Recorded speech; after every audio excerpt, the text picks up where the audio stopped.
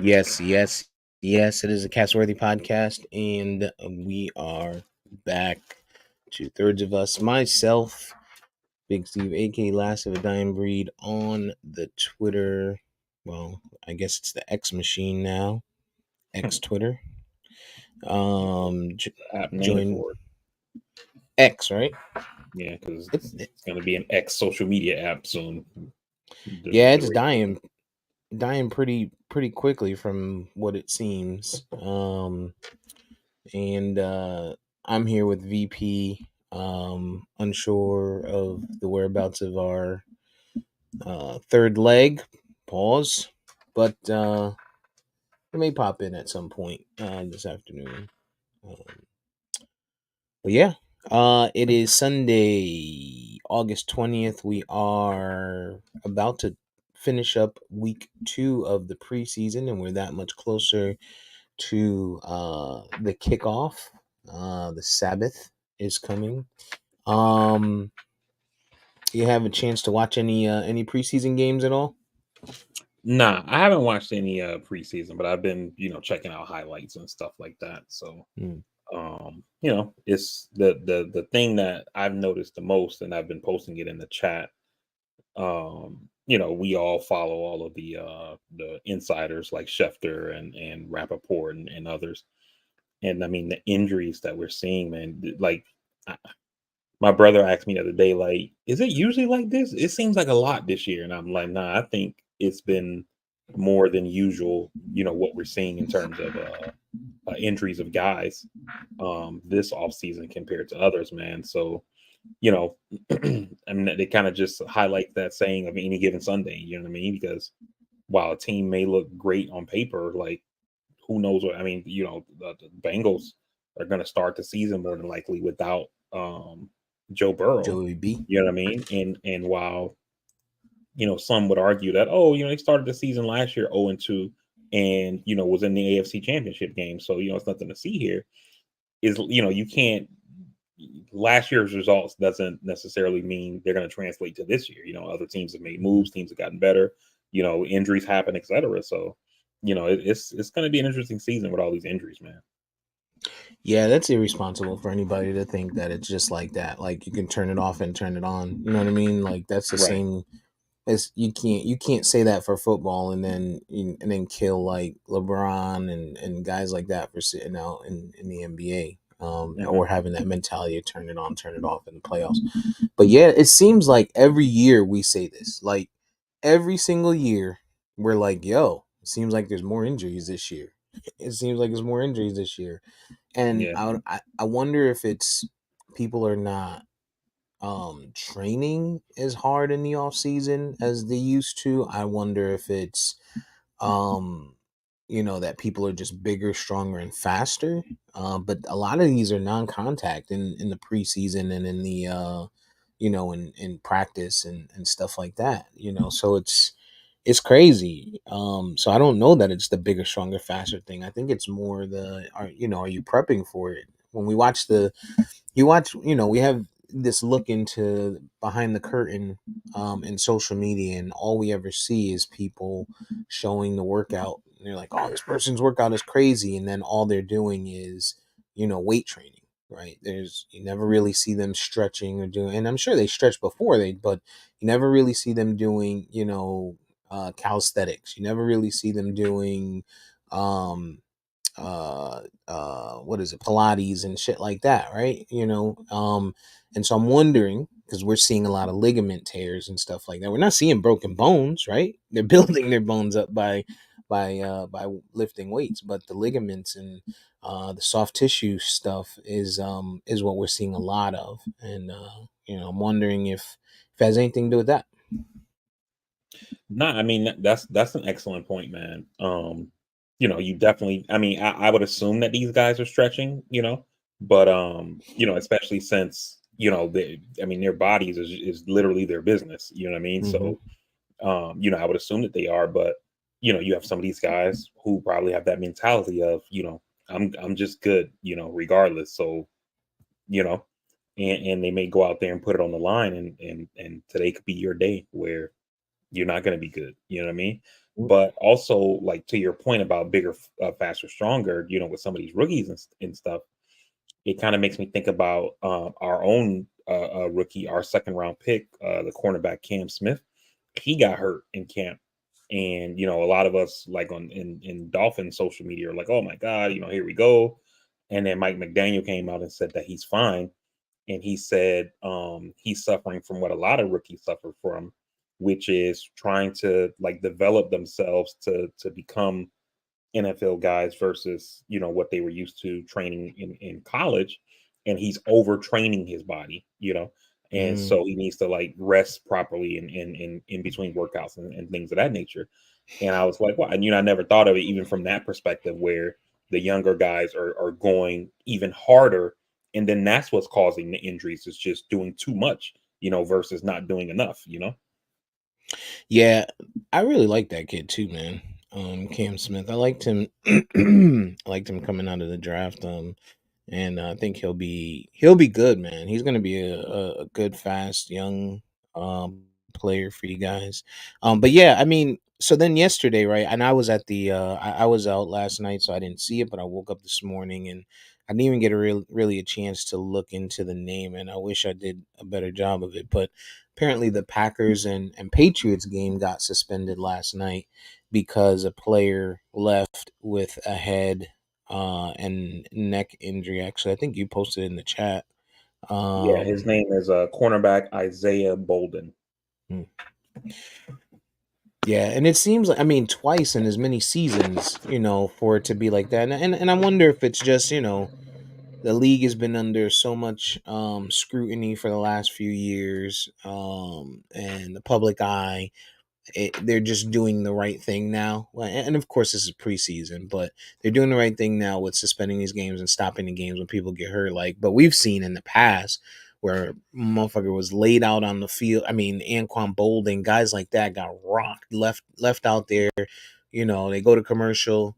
They get them off the field and then they keep the game going. So, but it seems like the NFL is taking a different approach with this. From an optic standpoint, maybe is what they're thinking of, and stopping these games and kind of trying to show that they care about the well being of these players. Which I don't know whether that's legit or not, whether they actually do or not.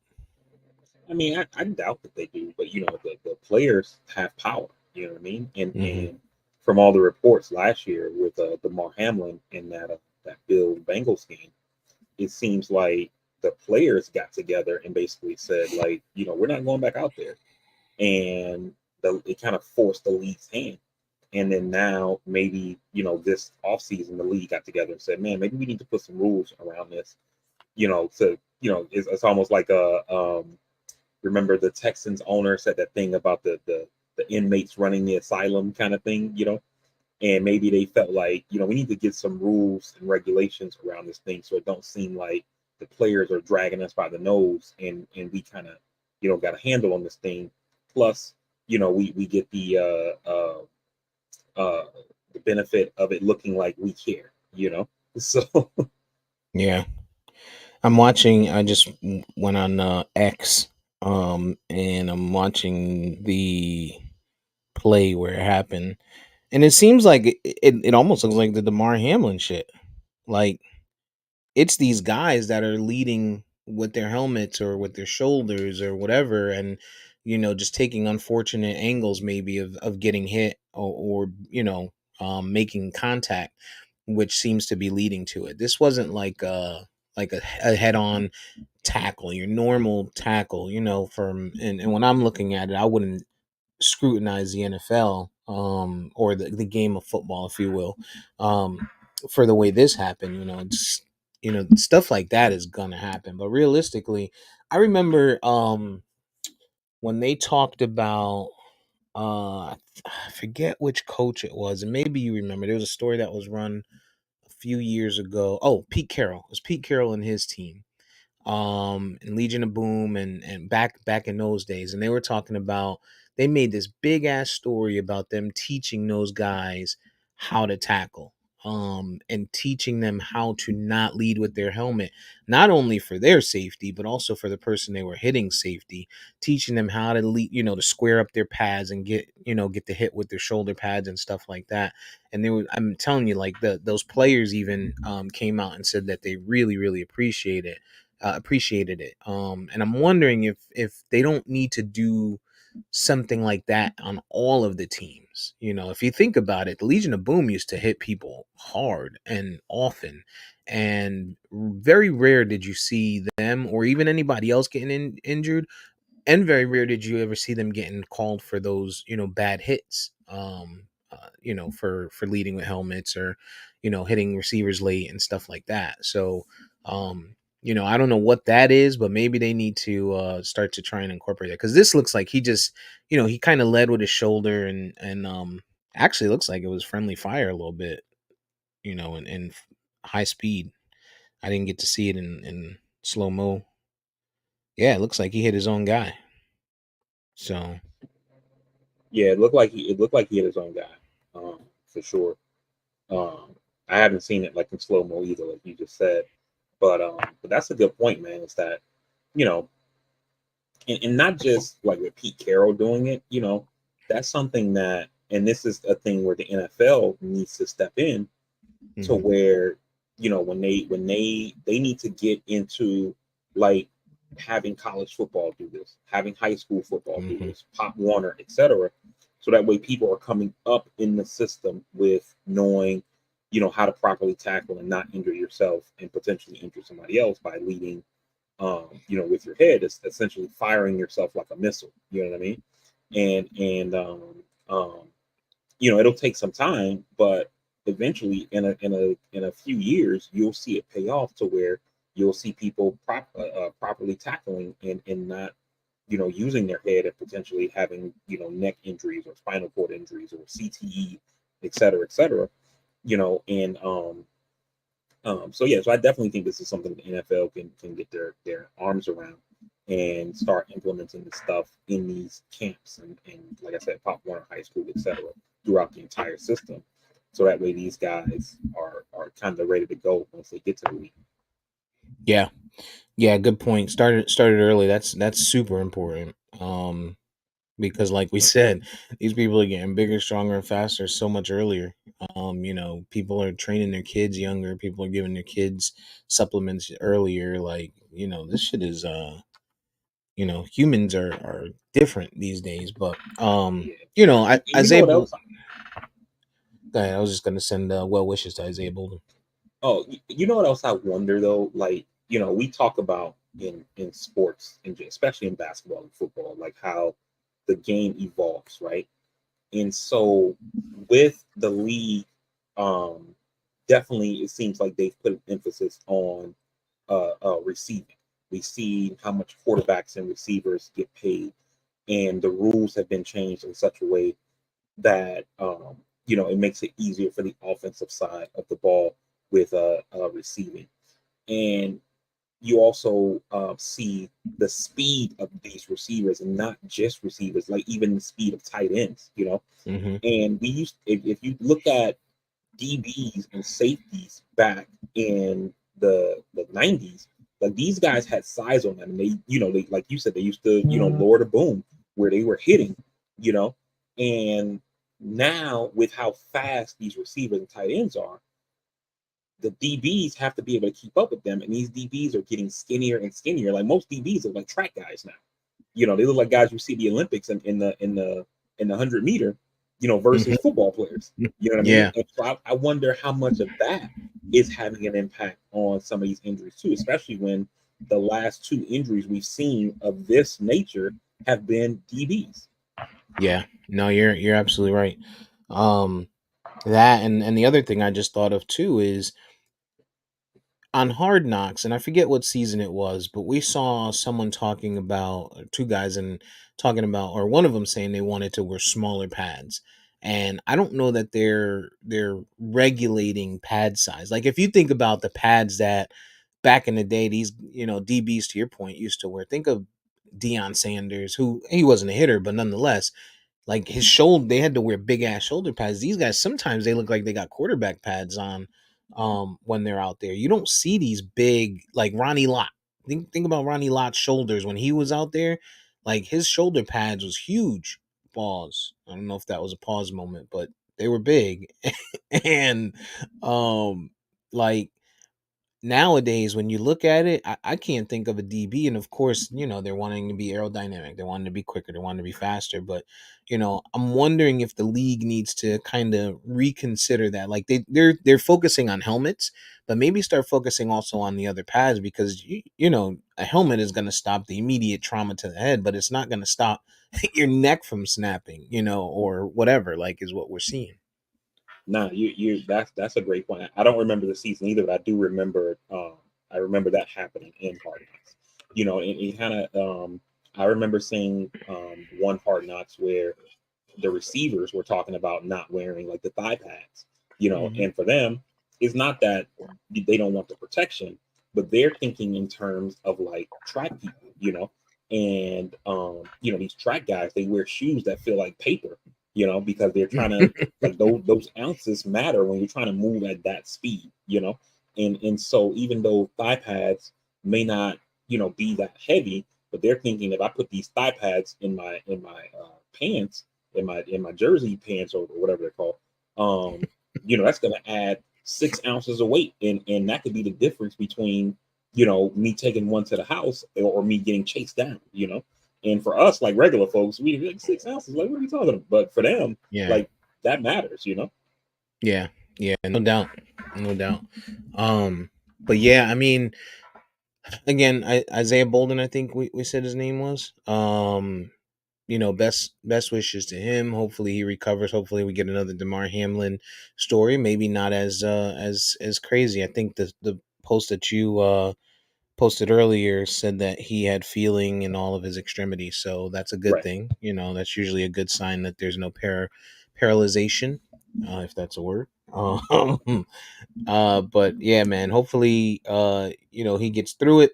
But other than that, I mean, I haven't really had a chance to watch too much preseason. I've seen a lot of highlights, more so of course of Cowboy highlights, as I'm a Cowboys fan, and I get that, straight to the phone and stuff. And they played last night. They played against Seattle. And the biggest takeaway I saw there was it's still it looks like they're still trying to figure out who's going to be the guy either behind Tony Pollard, or if he's not 100% when the season starts, um who that's going to be. And so it looks like they gave Deuce a lot of snaps last night. Um and he looked pretty good on some of them, pretty explosive on some of them. He was able to break tackles, feet were moving pretty quickly, in and out of cuts, hitting the holes. So I like the looks of that. I still maintain the fact that it's going to come down to Mike McCarthy's play call. Like, is he still stuck in back in the day where he had Aaron Rodgers and it was just like pass, pass, pass, because we know Dak ain't that guy? Or is it where, he's going to try to use the run to open up the pass a little bit, or use some under routes to try and open up the deep routes to Brandon Cooks and stuff like that? Because that's going to be the important piece for Dak Prescott. If you let Dak Prescott stand back there and throw the ball 15 times in a row, somewhere between 8 and 10, it's probably going to get picked, you know, um, because either he's in the end zone before that, or now, you know, he's going to make a bad decision. It's just how he's wired, yo. So, that's what I've been seeing. How about you? Any takeaways from, Dolphins camp, or videos that you've seen? Yeah. So the Dolphins played yesterday as well. They played the Houston Texans. They beat them 20. I think it was like 27-3, 28-3, something like that. Tua played. Mike McDaniel was being cagey all week about whether or not he would play Tua. A lot of people thought that Tua needed to play, given that he hasn't played since December. You know, uh, unlike unlike most starters who finished the season, so that people thought he probably needed a little bit more preseason work than you know typically starters get. But he ended up playing. He played 2 series. Not really. You can't even really call it 2 series. He came out first play of the game through an interception. So so welcome back. But and then the Texans went for it on fourth down, so we got a 4 and out, stopped them, even though they were pretty much almost in the red zone at that point. We stopped them on a 4 and out, got the ball back, and then Tua came back on the next drive and marched the team down the field for a touchdown. It was a running touchdown, so he didn't get a touchdown, but he marched them right down the field and scored, and that was it. So it seemed like the plan was to have him play 2 series, but because he threw that pick in the first, I guess they just stuck with the plan and pulled him out. Um, Takeaways for me was our defense looked good. Granted, it was Houston, right? But the reason I'm making the point about the defense is that you know, just like you're a Cowboys fan. When your team is better, you're supposed to beat a team like Houston 27-28-3. You know what I mean? Hmm. And time of possession was like, I think it was like 38 minutes, Dolphins 22 minutes. That's how that game is supposed to look when you're the better team. And over the years, I've seen Dolphins teams that were better than their opponent, and it's like we're in these shootouts and nail biters. And it's like it shouldn't be like that. So, and it's preseason, so it don't mean nothing. Not all starters aren't out there, etc. But at the end of the day, when you're the better team, like that's how it's supposed to look when the game is finished. I like that. Two more quick takeaways, real quick, was Hmm. one, Tua took a hit, and it, it's a small sample size, but it looks like he made the effort to rotate his body, keep his head away from the ground. So I don't know if that was the jujitsu that he took in the off season or whatever, but you kind of saw the effort. But again, it's one hit, small sample size, so we got to continue to watch that space. But I liked it at least. That it seems like whatever he did in the off season is having some impact. But again, small sample size, one hit. The other thing was our backup quarterback situation seems to be resolving itself because in most preseason games, Tua was under center for 2 series.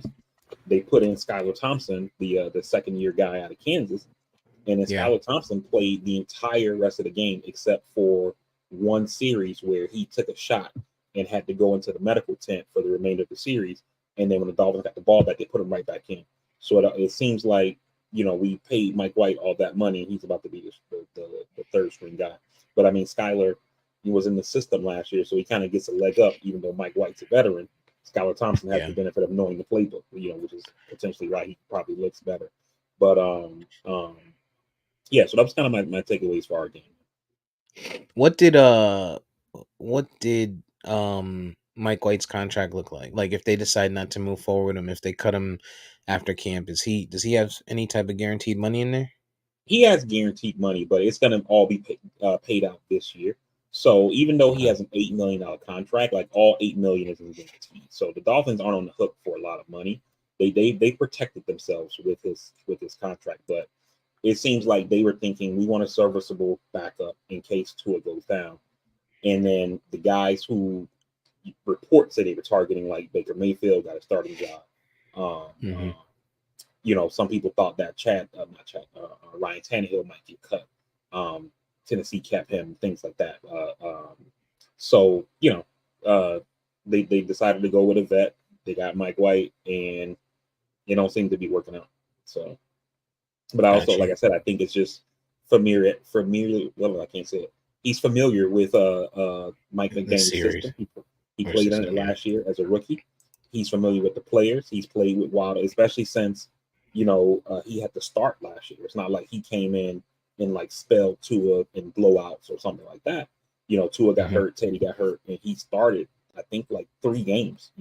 So he's familiar with Tyreek. He's familiar with Waddle. He's familiar with the playbook. He's familiar with how Mike McDaniel calls plays, and it probably helps him to look better versus Mike White. Yeah. Yeah. I don't know that Mike White is going to be, it would have been the answer anyway. But I mean, obviously the hope, right, in a perfect world for the Dolphins and Dolphins fans is that Tua stays healthy. You know what I mean? Like that's the biggest piece, and if he does, then all of that is, there's no relevance to any of this conversation. But still something that you have to be you have to be thinking of when you have guys that get injuries, right? I mean, you got to think about that in Baltimore. You got to think about that in Miami. You got to think about it in Dallas. Fuck, Dak is always hurt, but we still have we still got Cooper Rush as a backup. He started yesterday, and just the reality of it.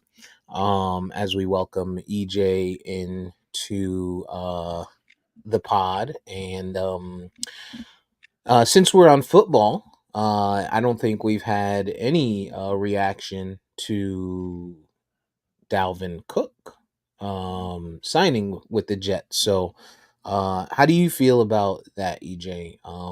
How do you think that's going to impact Brees Hall? How do you think it's going to impact the team in general? Like, does that increase the ceiling, the floor? Like, what do you feel about that? Well, adding Dalvin Cook, you're adding a guy who has the most consecutive seasons of 1,000 yards. He can catch out of the football. He's a veteran. I mean, out of the backfield. He's a veteran guy, Florida guy. He knows how to play the game, and even last year, I mean, he had maybe like maybe 4 or 5 touchdowns, but like 1,000 yards or something like that. I mean, you add that to this offense that really outside of Brees Hall really didn't have any home run hitters or sure running backs. Michael Carter had a great freshman season, and then last year he looked completely lost, and that could be largely because of LaFleur, which I hated, which I said 1,000 times. But he looks just completely better this year in Nathaniel Hackett's offense. But again, Brees Hall, it has no effect on Brees Hall negatively. It's a positive thing for Brees Hall. He's coming off an ACL injury. He's probably not going to play week 1. He shouldn't play week 1. So, that's going to take a lot of the load and the pressure off of him, and it's going to help our offense. So where you thought you might have been able to just stack the box on us and just want to see Aaron Rodgers pass, no, now you hopefully have to respect the run. Our only problem right now is that we haven't figured out our offensive line, and I think that's largely because of Mekhi Becton. They're trying to figure him out. Starters have been pretty much sitting out these last preseason games, which I don't blame them. And we're waiting on Dwayne Brown to come back. But other than that, I mean, how can you not like this Dalvin Cook move? Yeah, I agree with pretty much everything that you said regarding the Jets, and every team has needs, right? It's because if they didn't have a salary cap, you could be like baseball, where you just you could be like the Yankees or the Red Sox and have The $1 trillion Dodgers. roster, and the Dodgers. You can go out and sign players to these huge contracts and just have all the good guys on one team. Whereas in the NFL, the NBA, et cetera, you have a salary cap. You have to kind of make pieces work together around the people who are the anchors of your team. And the Jets' offensive line concerns is kind of highlighting that point, right? And for us, sticking with Dalvin Cook here, but you guys all know I've been talking about Dalvin Cook in chat. We talked about it on the pod, and I for sure thought Dalvin Cook was going to the Dolphins. He basically did everything except scream that I want to go to Miami. I'm from there.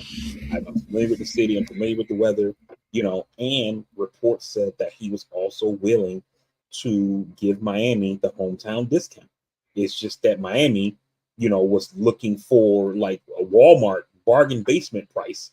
And he was like, I'm not willing to give you that level of discount, and he ended up in New York. And when you look at the contract that he signed, it's like we could have paid him. I don't They understand should what we're have got doing. it done. Yeah, They you should know have what I got mean? it done.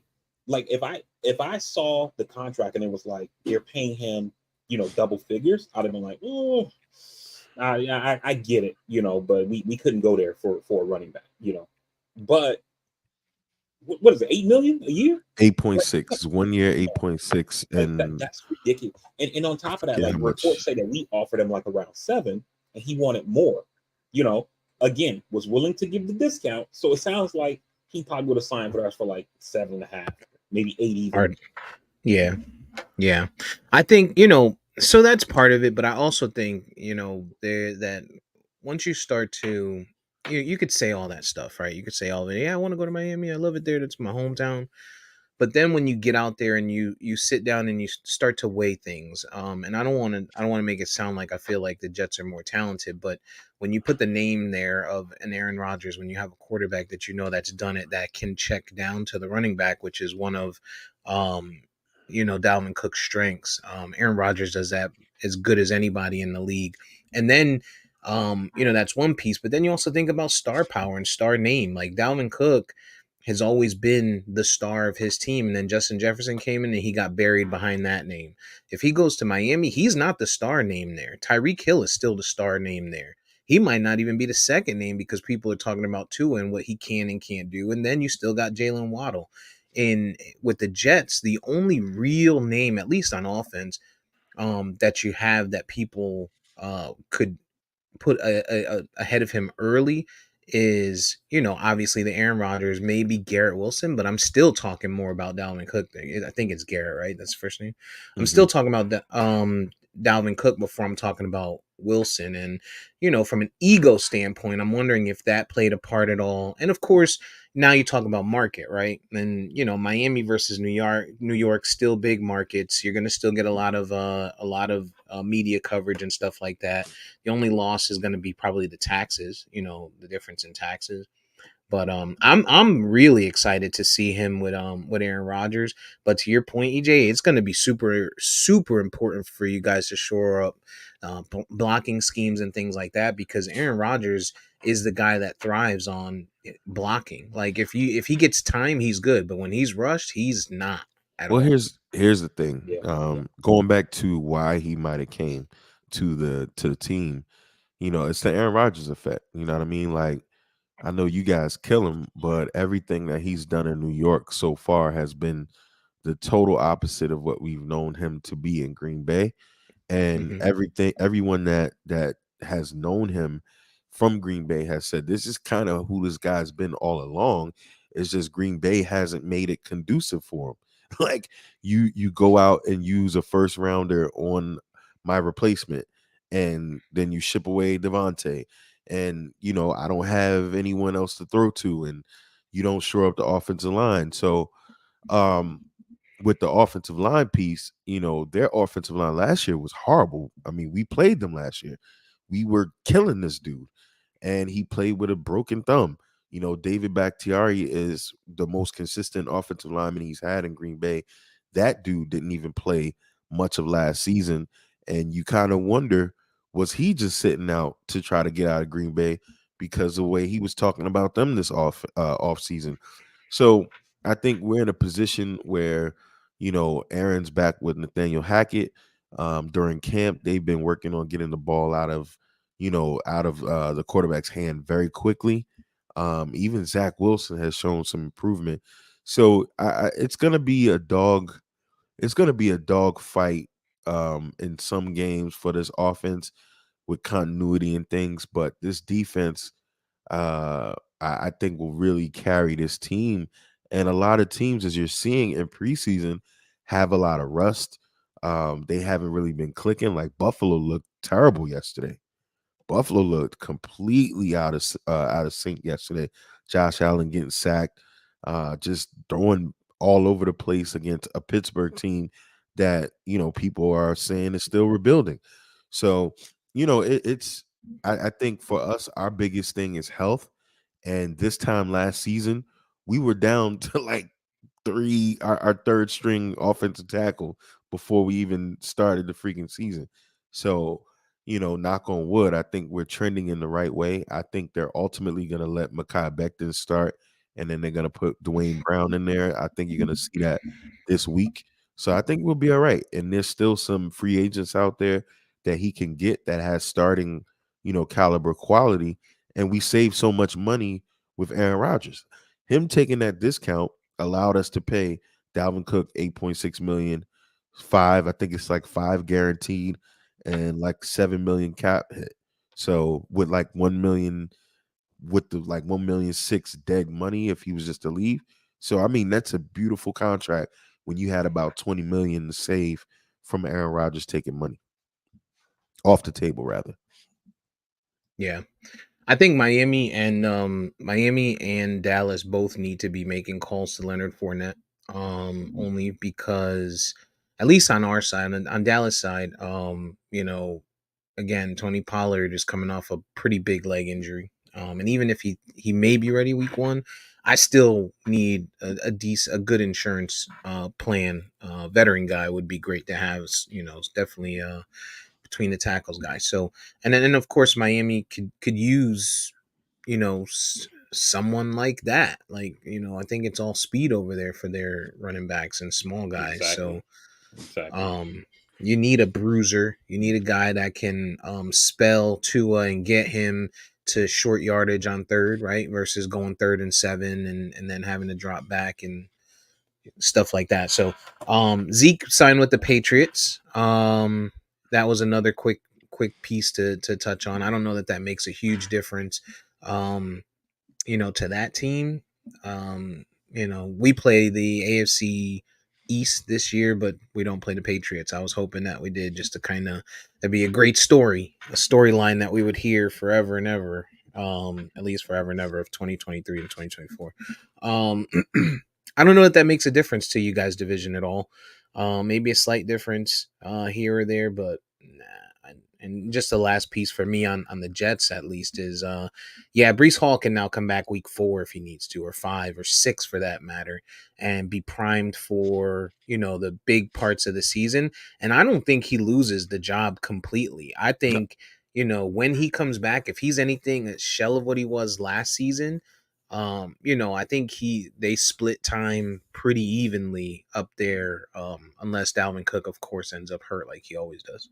No question. I mean, we ran 80% of our success on offense was because of Breece Hall last year. We literally running this kid into the ground, and you never know how he's gonna return, from this ACL thing. I mean, he's practicing fully now, he's participating fully now, but that thing starts to hurt him a little bit. He's got to slow down. You know what I mean? And I saw him running around. He's running full speed. He's as fast as he was, but I'm not convinced that he's going to be good. I mean, I was watching him walk around. It looked like he probably had some discomfort. So again, you've got Michael Carter, you've got Dalvin Cook, and you got the kid that we drafted, Izzy Abinaconda from Pittsburgh, who I think is going to be a really good player down the line. So you figure Bam Knight probably goes to the practice squad or ends up somewhere like Dallas or something like that. And, we keep it moving. But largely this team, we're looking to have just some offensive production. If you look at what this defense did last year with a carousel of Mike White, Joe Flacco, and Zach Wilson, I mean, you got to think we got to perform a little bit better. You know what I mean? Mike White, he's injury prone. He hasn't stayed healthy. And Joe Flacco is old as us. So, Aaron Rodgers, I like to believe, is the difference maker. And if we can keep him healthy and engaged, I think we'll be all right. VP, before I give it to you to close off your football statements, I just want to make a quick call back to about 1 year ago this time, where there was a mention by someone that Joe Flacco was just as good as Tom Brady. I don't remember who said it. It might have been, Adam Schefter or somebody. I don't know. But I did. That's not what I said. I said Joe Flacco has, in playoff situations, he's played as good as Tom Brady in the playoffs. When he was in his prime and the Ravens made their Super Bowl run, the numbers will tell you that he was money in the playoffs. But I mean, he only been in the playoffs like 2 times in his whole career. That's kind of like when I used to say, the Marlins are undefeated in the playoffs. Like, they had only been twice. I mean, listen, he ain't played his 1,000 seasons like Tom Brady either. I'm just saying that run, when they had a run, Joe Flacco was doing his thing. I Can't knock him on that. But as far as me, man, like with the Dolphins, I feel like I like Chris Greer as a GM. I feel like this is kind of a prove it year for him. Like, the Dolphins need to make a good playoff run. I don't know if it needs to be real deep, maybe second round, for him not to get fired. But also, one thing I don't like about Chris Greer, it seems like his mentality is always like, we have enough. And it's one thing to say that to the media to make fans feel good. But, Hmm. also it kind of pisses me off because it makes it seem like you think that we as fans don't have eyes. And this offensive line still needs work. We've been saying we need help at the running back position all off season. And to EJ's point, or it might have been Steve who said, I'm sorry, about the Dolphins running back room just being it's a track team. It's no bruisers. There's no power in there. You know what I mean? And every now and then you're going to be on the 2 yard line and you need somebody to punch it in. And if you got your guy who's a featherweight getting the ball, that may not happen. You know what I mean? And it's where you're going to see situations where we're on the 2 yard line and we're in shotgun with 4 receivers. So it's Hmm. like even we were saying the offensive line for us. There were plenty of guys. There was a guy who signed with Atlanta. I can't think of his name right now. Who was a guy that I saw people all over Dolphins Twitter like, yo, we need to go after this dude. And then when we see the contract, we're like, wait, why didn't we sign him? Like that. We definitely got room. So we'll see, man. If I hope it all works. I hope he proves me wrong, but we'll see. You guys, your offense is still run by your coach, right? Your head coach. Right, McDaniel. He still Okay. calls the plays. So I'm wondering if he is looking for a certain uh build for his running backs, for the scheme that he runs. I don't know. Maybe he's looking to get into the options a little bit more this season or something. I don't know, but surely Dalvin Cook was absolutely the first thing they should have jumped. They absolutely should have jumped on. I think that's the one weak spot on offense that the Dolphins have. The one single weak spot. So, but yeah, we'll see. Any sleepers at all? Any team sleepers that you guys think are out there that people are either underestimating aside from your personal teams? I could start if you They'd guys need to probably think be. about it. I don't know if they're a sleeper um, per se. I think it depends on who you talk to. But I would say Detroit Mm. uh, because I like how they improved defensively. The only other thing too, though, their wide receiver core, has suffered injury and all of that kind of different stuff. So it kind of looks like it's easy to count them out, but I think defensively they're going to be a lot better than teams are giving them credit for in the NFC North. So I think depending on who you can talk to, that I think they might be a sleeper. Yeah, I wish I'd they like didn't that. have the suspensions. Detroit. Hmm. Yeah, I'd like the Detroit. Like they looked really good last year. We'll see if they can translate that over to this season. I said this, I think it was last week or maybe the week before on the pod. Um, I think Tampa is going to be a lot better than we think. They still got a lot of the pieces that were there when Brady was there, and although I don't necessarily believe in Baker, but I think he's serviceable enough, and especially in a division that's weak to where they could potentially make the playoffs. So I would say keep an eye on Tampa. Yeah, my sleeper pick is Pittsburgh this year. I was just going to say Um, that. I was just going to switch to them. Yeah. yeah, I like George Pickens. I like Najee Harris to have a pretty decent season this year, I believe. A lot of people are already kind of handing that division to Baltimore since Burrow is going to be out for a few weeks, and expecting even if he is back that Cincinnati is going to run through them and through everybody. But I don't know that that's the case, man. Pittsburgh has gotten a little bit stronger, and they got a year under their belt for these two young guys, um, and they've added some additional talent. So I look forward to watching that team, and I think that's a sleeper team. Yeah, they On really Cincinnati, real quick. no, they really added, adding Alexander at linebacker, and he just got fined for a hit last night. But they have slowly and quietly shored that defense back to where it needs to be. And I think Kenny Pickett is way better than we give him credit to be this young. Mm-hmm. And in that division, you're talking about Baltimore. Everybody gives Baltimore everything, but we still don't know offensively what we're gonna get from these guys outside of Lamar Jackson being Lamar Jackson. And they already got Marlon Humphrey gonna be out for like 4 weeks. So that's the cornerback you paid all this money for. The offensive line is pretty stout. They're getting their running backs back together, but there's nothing on defense that really wows me with this team. They just signed Jadeveon Clowney, which is hilarious that so many fans were trashing him when he was in Cleveland. And I was telling him he still has gas in the tank. But I'm like you, Steve. I don't think that division is clear. And I think the way Pittsburgh has retooled on defense and Kenny Pickett's presence, I think they're going to turn some heads. Mm-hmm. I think two things real quick as we're wrapping this up. One, Steve said, if Burrow comes back week one, I think Burrow would be a fool to come back week one. He's had a season-ending ACL injury in his rookie year. Now he has this calf injury, and he's in the middle of contract negotiations. If something goes wrong, we're talking about millions of dollars. I think he'd be crazy to come back week one without his contract being inked already. Yeah. And then the second thing I would say with Clowney, I think Clowney still does have gas in the tank. I think Clowney suffers from being a victim of his own hype, because coming out of college, everything was about that one hit he made while at South Carolina. And then, he gets to the league and it's just kind of like, so not that he's been like a bust, but like that hit, it hyped him up way past his skill level, I'll say. And we just haven't seen that kind of stuff transition or translate to the NFL. I agree. I Yeah. think he's always been the same player.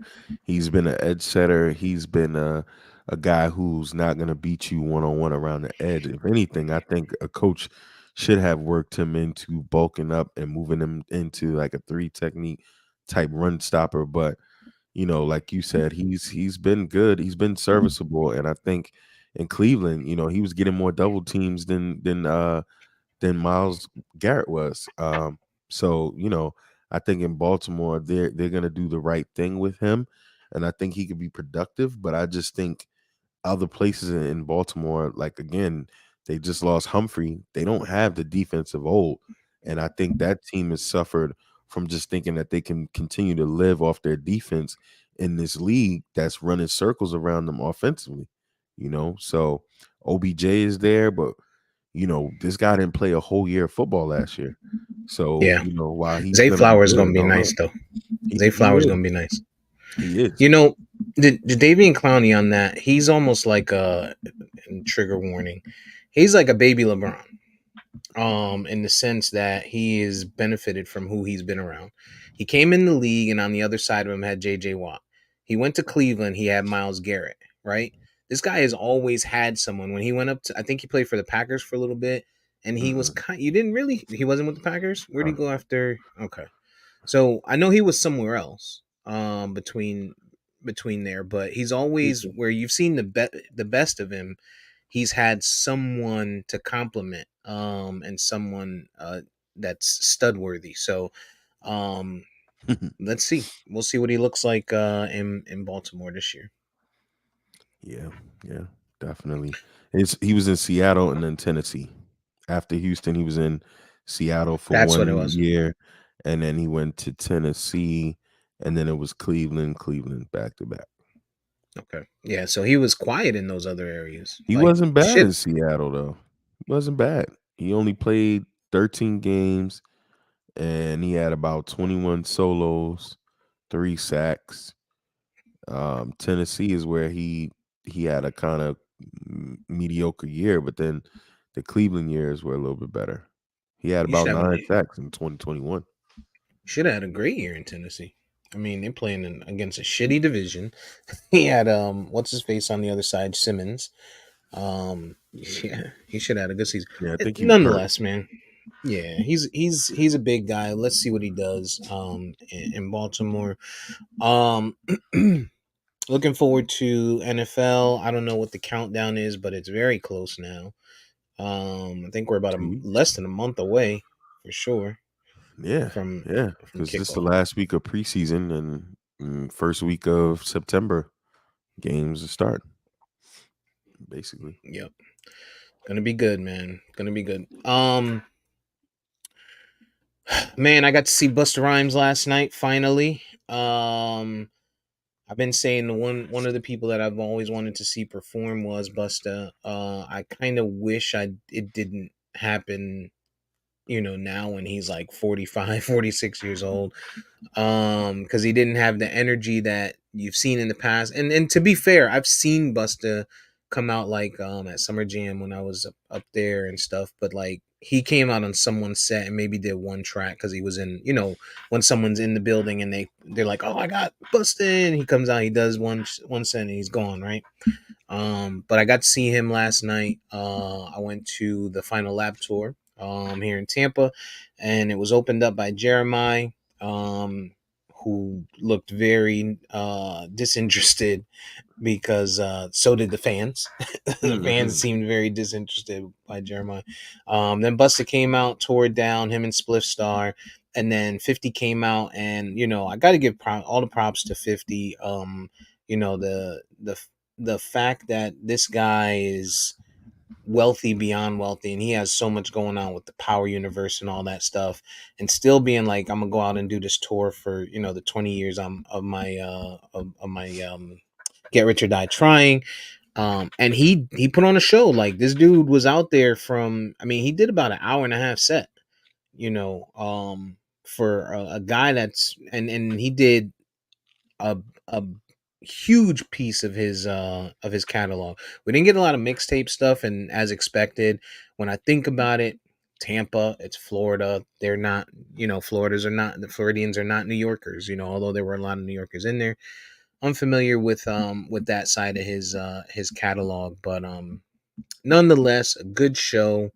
And excuse me, felt good to be back out in public in that kind of atmosphere. Yeah. Aside from just like going to bars and shit. Yeah, I mean, I could imagine. Like, I always tell people, like, I don't think I've ever been to a concert, like, ever. So, I always, wonder what it feels like to kind of be in that environment. But yeah, I saw the pictures that you, or not the pictures, like the videos and stuff you posted on Instagram. It looked like it was pretty dope. Your seats look fucking amazing. So your brother was there. Your brother commented and said he was there. Yeah, he commented and said he was there. I wonder where he was. But yeah, I'll tell you one thing, man. Mid-Florida Amphitheater is it's almost one of those places where nowhere is a bad seat. Obviously our seats were phenomenal, but as I looked around, I'm like, man, this place first of all, it's not that big. It's kind of an outdoor indoor type of thing. It's outdoors, but it has like it's amphitheater. It has a little covering, but yeah, man, New Yorkers are obnoxious. New Yorkers, I get it. You want to tribute to 50, but dudes is out there and this, you knew it was New Yorkers. They had on bulletproof vests, and I'm not mad about the do-rags. Like, people still wear do-rags, but bulletproof vests, do-rags, Timbs. It's 100 degrees out. You walking around with Timbs on. For the record, though, Busta is 51 and 50 is 48. For the record. Yeah, but 50. Listen, 50 put on, man. Like I said, he was out there for an hour and a half. He did full tracks, and the biggest thing. So he has EJ. He has Uncle Murda out there, also with him. Uncle Murda. So Yayo is one of the hype men with him, of course, right? That's his guy, and then Uncle Murda is the other one. It's just those three guys. They don't have nobody. They didn't have anybody else. But shout out to you got to give credit to Tony Yayo and Spliff Star. Like, these guys, those are probably two of the best hype men ever. You know what I mean? Like, those are the best wingmen that you've ever heard of. I don't know of anybody that you can really who else you could put into that category. And it might slip my mind, EJ. You'll probably come up with somebody, but those two guys are always on, man. Yeah, I mean, they've been loyal with both those guys' career since day one. The saddest thing about this, 50's done a lot of dates in Europe and now in the United States. So I don't know how he's gonna, ever do a tour like this again. When he's saying the final lap, that might be really it, which is kind of sad when you look at the whole G Unit aspect of it, and how we're never gonna get that G Unit reunion tour that they've been talking about. And 50 has pretty much said fuck everybody else, and Yayo has kind of went on different platforms to kind of say, hey man, Fifth is out, but we can still link up, and get together. But it's kind of sad because it's still a lot of music out there with Game and even Bucks joints. There's still some music out there, so it's kind of sad you're not going to see that. But Fifth, shout out to him, man. Putting on all these dates, and that dude is Good tour, working. man. Dude That is dude working. he changed his clothes about 4 or 5 times, and he wasn't lip syncing. That's the one thing I give him too. You know what I mean? Like they had the track playing, but he was not lip syncing. You could tell when he pulled the mic down, the audio stopped. It was it was just beat. So for 48 and Buster too, 51, you said, like Buster did he did everything. He did everything, including his hooks and everything. He put on a good show. They both put on a great Yeah. show. Yo, you know what's funny? Last night I saw on I think it was on YouTube, somebody had posted like a video they took at this tour Beyonce's on. And I guess he has like Blue Ivy as one of the backup dancers or whatever. Mm-hmm. And they were like, "Oh, Blue Ivy's killing it or whatever." And I'm looking, I'm like, "Yo, this chick cannot dance, yo. She Like ain't no she is shit. so stiff, yo. Like, But she's Beyonce's. oh my goodness, yo." That's the Bronny effect right there, man. I had tickets to that. I was supposed to go see Beyonce in Tampa on Wednesday. But we didn't square away everything we needed to be able to make that show. So I ended up selling those. And to put this into perspective for you, the price that I sold, I had 2 Beyonce tickets. The price that I sold 1 Beyonce ticket for got me 2 tickets to 50 Cent in the in the VIP Hey, yo. with VIP parking and $2 $25 food and beverage vouchers for the price of Wow. 1 Beyonce ticket. Wow. So Yeah, how Beyonce is Yeah. getting it. Yeah. Jesus. Yeah. So Wow. I remember my wife went to the Beyonce concert. Remember that concert in the early to mid 2000s, the one where she fell. Mhm. Oh yeah. So my wife and my sister-in-law were at that concert, and I think they paid $75 for those tickets. You know what I mean? So Not no you know what more. I mean, like that just kind of shows you like where Beyonce's gone like since then. You know what I mean? Yeah. Yo, that's And they had incredible. good seats too. It was like $75. That's incredible. Yeah. Buster, Yeah. man, we kind of gloss over the greatness of guys like him. One of my favorites, LL. Because when you think about it, hip hop is only 50 years old. So Busta is only 51, but he's been a part of this music from the golden days. For a long time. Exactly. This dude, started in the 80s and the 90s with Leaders of the New School. And this dude was literally a high school dropout. Went to my high school dropout, and took a chance on himself and his mans. And here he is, up 10 years later, 1 year older than hip hop, but he's been a staple of this thing. And when you think about that, that is amazing. Like truly amazing. They love him, man. I tell you, you could tell they like he had that shit bouncing. He had that shit bouncing, as did 50. Considering it being out of market, not New York, not Northeast, he had that shit bouncing. But I will tell you that I looked at the demo of the crowd, and I could tell that there was a good number of people that were there because they probably associate 50 with Eminem. If you get my drift. But yeah, and you could hear it in the song choice, right? Like, so I'm sitting there and I'm waiting for some of the, the B sides, and I'm waiting for, the mixtape shit. But nah, he had to hit every radio joint. He hit them all. And so, but nonetheless, still a really, really good concert. Felt good to be back at a concert. Man, the shit was it was a good show, man. Really good show. I would have to imagine though, they probably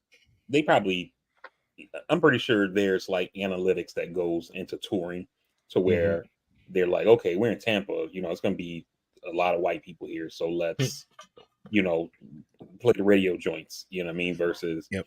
when we are in the Northeast, you know, Connecticut, New Jersey, New York, you know, the areas like that where we're, like you said, the B-side, the mixtape stuff, you know, that kind of stuff gets played or whatever, you know. So I'm pretty sure a lot of that goes into it. Yeah, Yeah. these artists definitely know the songs and they know what gets, you know, played a lot in certain areas. And 50 is one of the most calculated entertainers we've ever had, you know, in our culture. So I mean, he's Yep. definitely aware of everything. He's on all of that type stuff. Yeah, Definitely. when you talk about algorithms and AI and shit, like they can dive into, you know, how many people searched for X In the track in the in club. yeah, exactly. So this has 5 million spins in Tampa, or in Florida in general, right? Which is where most of the people are going to come from. While, you know, this doesn't, and so yeah, that it. But it was, again, still. I mean, when you talk about a guy like that, who has a great catalog, you know, whether it's radio tracks or not, you're still going to get a good show. So definitely good, man. Definitely good. What you guys been up to? Anything fun? EJ, you been doing anything up there in Baltimore at all? Same old jazz, man.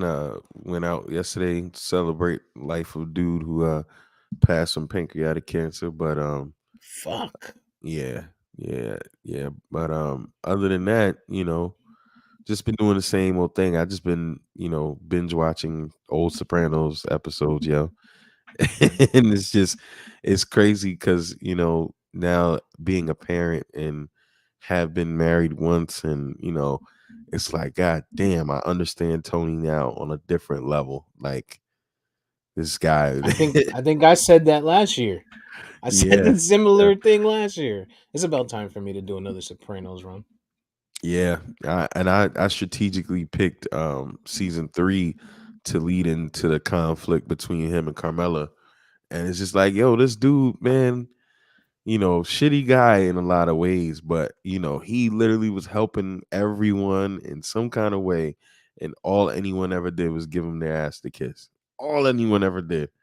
And it was crazy that scene when he was talking to Carmela, like, oh, yeah, you could have had the Hyundai. Oh, I'm sorry I forced you into this shit. Cause it's like if you just look over the course of every episode, he brings her diamonds, he brings her this, and that's Hmm. really what she was into. And it So was unappreciative. yeah, and it was like you were marrying a dude who's on the track to be boss or whatever it is. You knew what it was. You know what I mean? So it's just it was just, and then AJ. Oh my god, like you know this kid. So yeah, it's just I've been doing that, man. It's been fun. Yeah. What It's been a about you, lot. VP? Anything? Any events the last week or so? I mean, for me, you know, Tuesday was my birthday, like we talked about last pod. So, you know, I mean, I didn't do anything, but you know, I'm another year, you know, yay.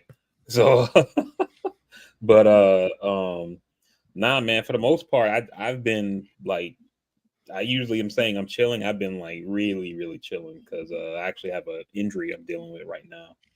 Mhm. Um, just one of those things. Like now, as you guys know, my condition progresses, and since I'm in the wheelchair more now, one thing I didn't know was about like pressure wounds or whatever. So like Mhm. just from being seated all the time, I have a pressure wound right now. So um I've been in bed most times to try to stay off of it and to let it heal. They send over a like an at-home nurse who like treats it and you know bandages and stuff like that or whatever. So when I saw the nurse, I see Monday, Wednesday, Friday. So when she came over on Friday, she said it looked healed, but they still have to monitor it for another couple of weeks because it's a possibility that it could like reopen essentially.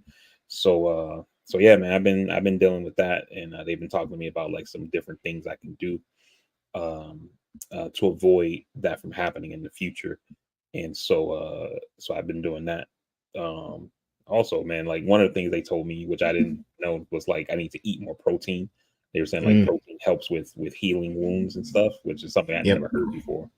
So I've been like upping the protein, but that's also like, you Up know, in the shit, up in the bathroom. up in the digestive system. Get some fiber in there, man. Get it all out at once. So, So, but how'd the nurse look? all of my nurses are like older women. Oh, I would Yeah. fuck with me. I'll make a Older, complaint. like I like them, or No, they're like older than that. I don't think that's Probably like possible. they're like Yeah. mid-50s. Hey, Oh hey, yeah, that's right on par. yep, That is on about brand. 60 is my max. About 60 What is my max. I would have sent I would have sent I would have sent the complaint till they sent a new one, and then I would have kept going. Nope. So I get So 27-year-old Sarah. yeah. You get anything? Did you get anything for your birthday? Nah, happy birthday wishes. That's all. I mean, I didn't Yeah, want you're a anything. dad. So You're a dad. You're yeah. a man. That's So, right on par for America. For but yeah, other than everything. that, man, like I said, I just been chilling, dealing with that. I got a bunch of appointments I got to go to because I got to go, and like they were saying, one of the things is my cushion that I sit on. I just have like a foam cushion that came with my chair, and they was like, no, they were like, you need a gel cushion. That cushion's not gonna do it. So they were like, that's gonna just keep happening or whatever. They was like, that's part of the problem, is that they were saying the gel cushions are like self cooling. So even like from like you get out of your chair, the seat's warm. They're like with the gel cushion, it kind of cools itself while you're sitting on it, and that's one of the things that makes the wound start, is that the warmth creates moisture, and then like the moisture helps with making the wound or whatever. So they Yeah. was like, so I'm going to I go to the VA I think next week or the week after to do a seating appointment to get like a cushion like made for me basically. Yeah. Yeah, my dad dealt with that too. Get you an electric wheelchair while you're at it. Tell them niggas give Yeah, you I'm some definitely shit talking that to you him. can. It's time. The nurses have been saying you need a power chair. Like it's Yeah. time. So Yeah, man. yeah, that's what I've been Yes, doing with, man. What's up with you besides the concert? that's it. I saw on social you and the fam took a trip to, I don't know if that was Disney or Epcot. You the Mm. fam, I saw old Rich Dollars there. Yeah, man. Yeah, just trying to be outside more. Even though it's hot as death out there. Just trying to be outside more and not be sitting inside these walls. Living the best. Like EJ said yesterday, man, he celebrated life for somebody, and you just never fucking know, man. Every day you turn on, you turn on TV, you see these things, you turn on social media, you hear about people, friends, and not only that, but people. We're getting to that age where we're starting to hear about, people not that ain't making it no more, right? Because they're Yeah. unfortunately the ones whose bodies are given out sooner. Some of us are going to be fortunate enough, hopefully all of us three at least, to live long lives, but some people just ain't doing it, man. And the way this world goes, you just never know. People, car accidents and people getting shot one day to the next, you can't be here. So we, just trying to take advantage of everything while we can, and go broke. Fuck it. We lost 2 years, man. We lost 2 years of our lives, where we could have all been having fun and doing this stuff, and it's time to play catch up right now, and before these student loans kick back in, because Joe Biden hates us. Yeah, about Um, that.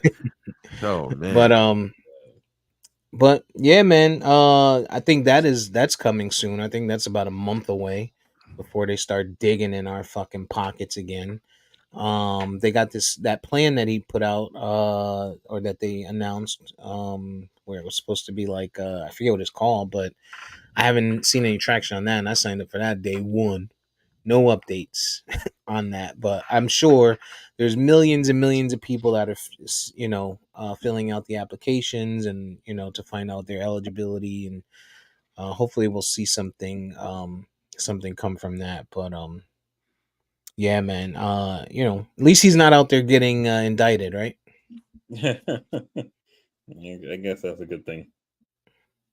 He's I mean, I guess I'm that's the other thing too. I kind of turned off the the political alerts and stuff like that for this last week or two, and It's it's been necessary, man. Sometimes it's you got been to a lot unplug. less. Yeah, it's been a lot less stressful, man. Not just political, but really a little bit of everything. I think my screen time has gone down significantly, and so with that, it allows you to kind of live in the moment and enjoy the time that you have to do whatever it is and be more productive. Like at work, I'm putting myself in personal, that personal mode on the iPhone where it's like a do not disturb, but you can let certain people through. So Mhm. I got that set up, and if you're not in that personal mode, which I don't have none of my like Instagram, WhatsApp, Facebook, none of that shit's in there.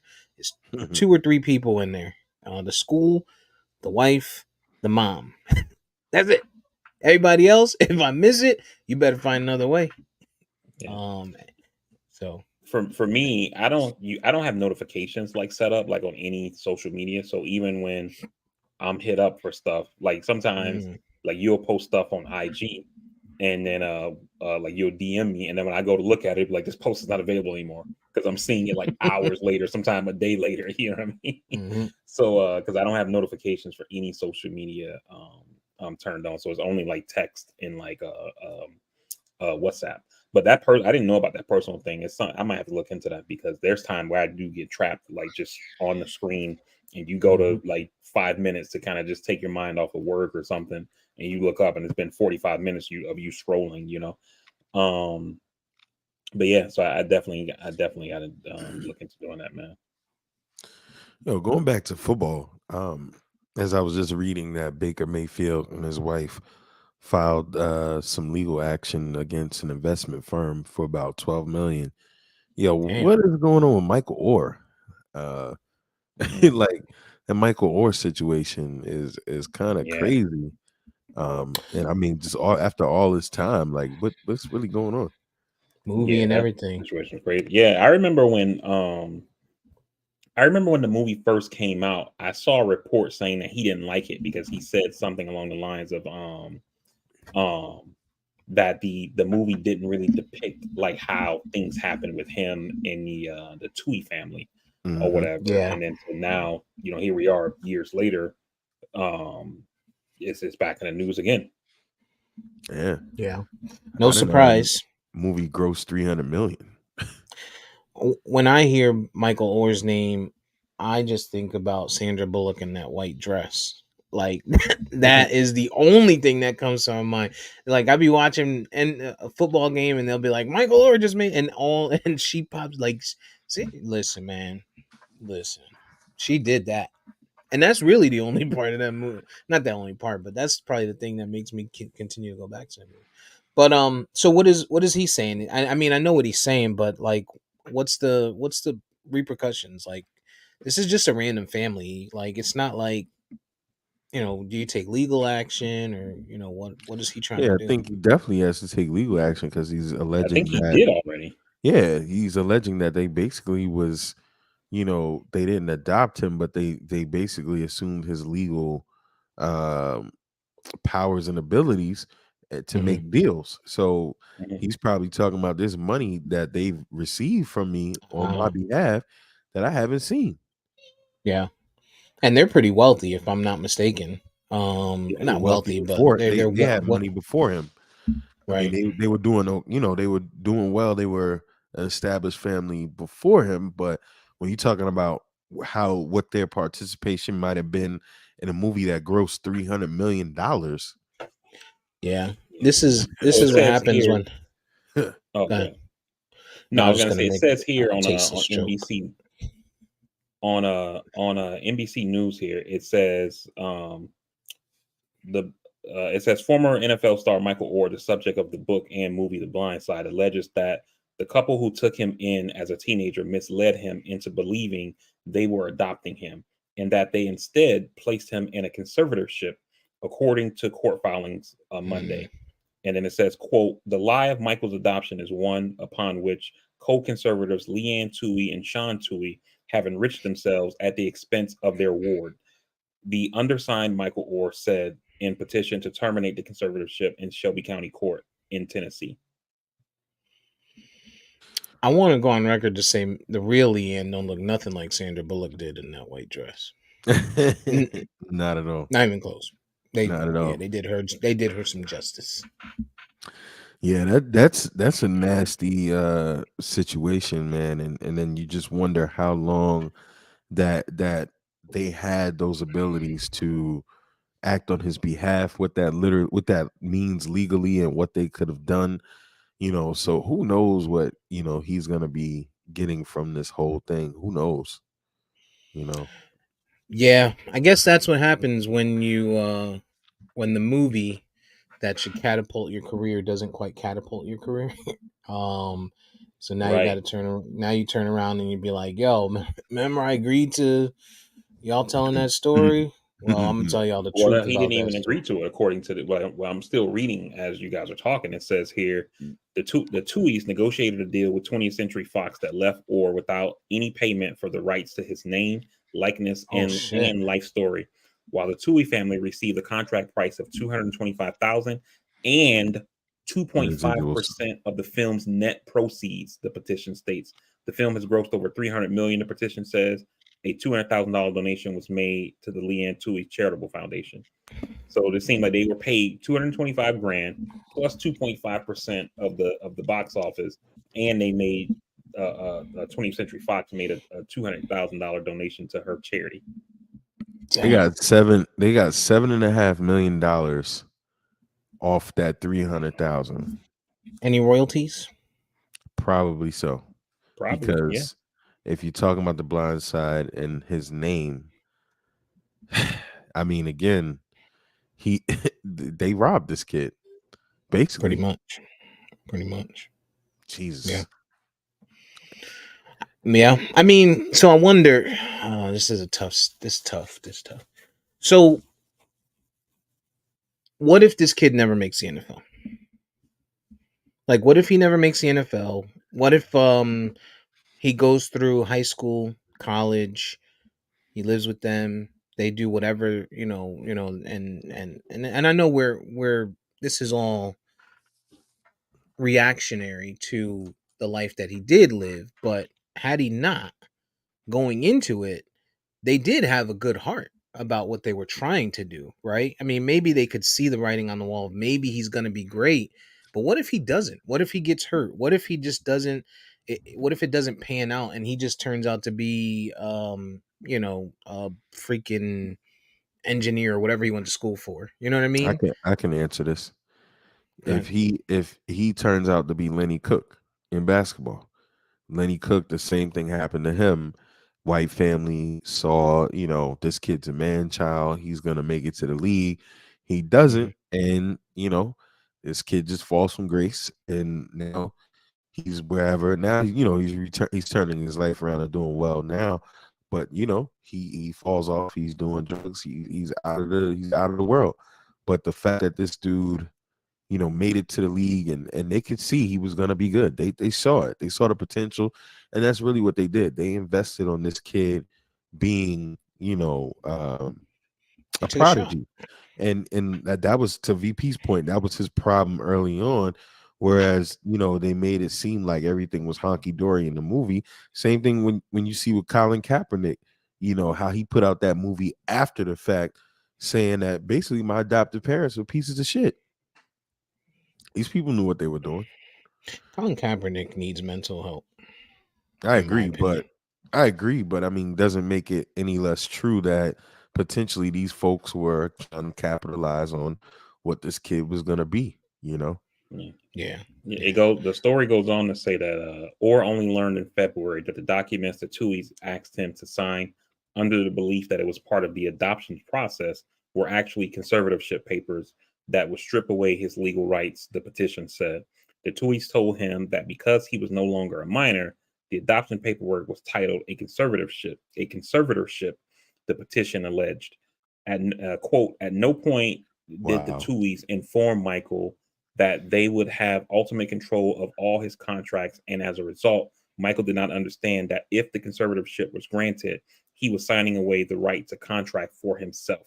The conservatorship was granted until Orr reached the age of 25 or until the court terminated the order. but the arrangement was never terminated, or his petition said. So they, What yo, that's nasty. it is, but it isn't. I mean, all right. I'd have to know the timeline. I'm sorry, maybe I didn't hear it. I think you did say it. Did that happen right before the movie, or did this happen like back when he was in high school? Because It was again, back I when he go, was in high school. So from whatever, and again, I'm just reading this real quick or whatever as yeah, we're kind yeah, of talking about it. But from my understanding of what I just read, it seems like when he reached his senior year, he was like one of those like 18-year-old seniors, and yeah. so he's basically an adult, Oh, right, right, And right. Okay. so he thought that they were. He's alleging that they So in were the going movie to where they adopt said him. they're gonna adopt him, right? That's Right, what they said. They even said it in the movie that they adopted right. him, I believe. And so he's thinking that he's being adopted. He's alleging in his court paperwork that they told him he needed to sign something, and that because he's no longer a minor, he's now basically a legal adult. The paperwork is labeled for the adoption conservatorship versus adoption, and he's just like, oh, okay, cool, signs it, and then he basically signed, essentially giving them control of his life. So the part that makes it nasty is that they deceptively allowed this kid to sign his life away, and so up until the point he's 25, so he goes to Ole Miss, he's a star, he's a stud, he gets drafted first round, he makes all this money. So while he's doing what he thinks he's doing on the front end, they have been potentially negotiating and striking any kind of deal they want on the back end, and he has no idea, specifically with this movie. And so which is they which is what he's alleging. Correct. that's the biggest thing, because if they made money up front on this movie, on the sales, to your question, the residuals, now you got to factor in what is being done with the streaming, with the everything else. So there's money he's probably hasn't seen it. And I mean, I don't think he's hurting for money, being that he was a first round choice. He's bounced around the league. He might be okay in that regard, but I think it's the principle and whatever he might be due from what they've done that he doesn't know about. Yeah, I think. I mean, listen. Don't get me wrong. I see the nastiness and the deceptiveness, all throughout it. But if you rewind, and I'm not giving them a pass in any way. I'm just playing devil's advocate. If you rewind, does this guy even make it? Does he even go to college if they don't take him under their wing? Right? Does he even finish high school if they don't take him under his wing? You know what I mean? And so I would still challenge him as a man to be thankful for that part of it. And for them, taking him in and helping him out and getting him out from the situation that he was in. Now, obviously at 18, they probably saw, all right, at this point, scouts are calling, people are coming. They know that they can influence his path to college and potentially even the league. So that's where it really does start to get nasty to me. But realistically, I mean, you still have to credit these people for at least trying to do the right thing early on before he became, the star. What they're doing now is still nasty. So I wouldn't push back on that at that point that you're making, because obviously, like the way that the movie depicts his life, I don't know like how much of that is actually true, Real, but right? it seems like he was on a path to like be in the streets almost. You know what I mean? So definitely credit to them, for that. Um, as far as the NFL piece, the movie also does say that they were like boosters for Ole Miss. So Hmm. while they helped him, etc., it's probably possible that they had ulterior motives, like almost from the start. You know what I mean? I don't know that, but that's also possible. If you asked him, I'm pretty sure he probably would say, looking at where my life could have been versus where it is, I'm definitely thankful for these people. But when I look at my checking account, But they owe me something. you know what I'm saying? Like, the math don't math. Well, It's welcome like to every day. it's Welcome to like me what going to work every day. it's like what Chris Rock said. It's like that uncle that used to touch you, but he paid for college. Like, you know what I mean? Like, Great point. Great point. okay, thanks for paying for college, but I'm scarred for life. I'm a little scarred here, and you kind of owe me. So Yeah. No. Yeah, I mean, hopefully they sort it out, right? Like, listen, man, he's rich nonetheless. He's still rich. These is rich people problems. yeah. One of them could listen, if you're gonna take the money that they give you or that you win from them and pay my student loans, then I'll care. Otherwise, I'm sorry, I don't give a shit. Sorry, Michael. Good luck in the league. You're an NFL player. No, he's Like done. He real hasn't played. He hasn't played in some time. He's done. Yeah, he's out of the league now. Yeah. rough times, Mike. Rough times. Yeah, I But just yeah. thought that was interesting. It is. It absolutely is. That's And some also crazy shit. thinking about him like having a conservatorship, I think he got drafted in, I want to say 04, I believe. And whatever year it was, but that's back when these first rounders used to get the huge contracts. They were getting like $60, $70 million contract, 40, 50 million guaranteed. You know what I mean? So, if they had control of his money, like who knows if he even saw all of that. Here's your allowance. You're right. Oh man, yeah. Shit. We saw in the movie. She took him down to K&G, got him City Trends, got him niced up real quick. So, yeah, man. Have you guys seen they've been killing Patrick Mahomes' wife? Oh on, yeah. On the internet. People just get into the quarterback stuff, and they're talking about how she said fried chicken was his cheat meal, and it's nasty. He was like, no. No, it's Mexican. And they asked her, what is Patrick's favorite meal or favorite cheat meal or some shit? And she goes, oh, that's easy. Fried chicken.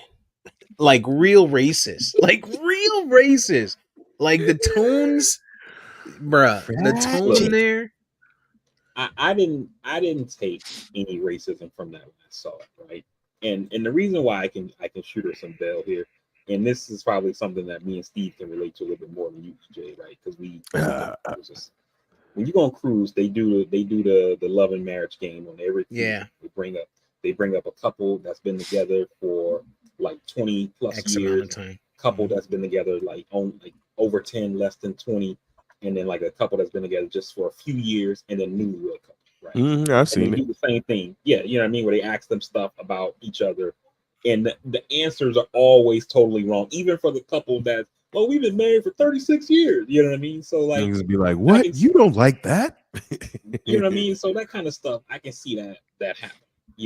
Like, I mean, me and my wife just had one of those conversations this morning where we did a grocery order, and she had asked for some chips or whatever, and she's like, you only got one bag of the chips? I'm like, yeah, that's what you said. She's like, no, I definitely told you two. We got two last time.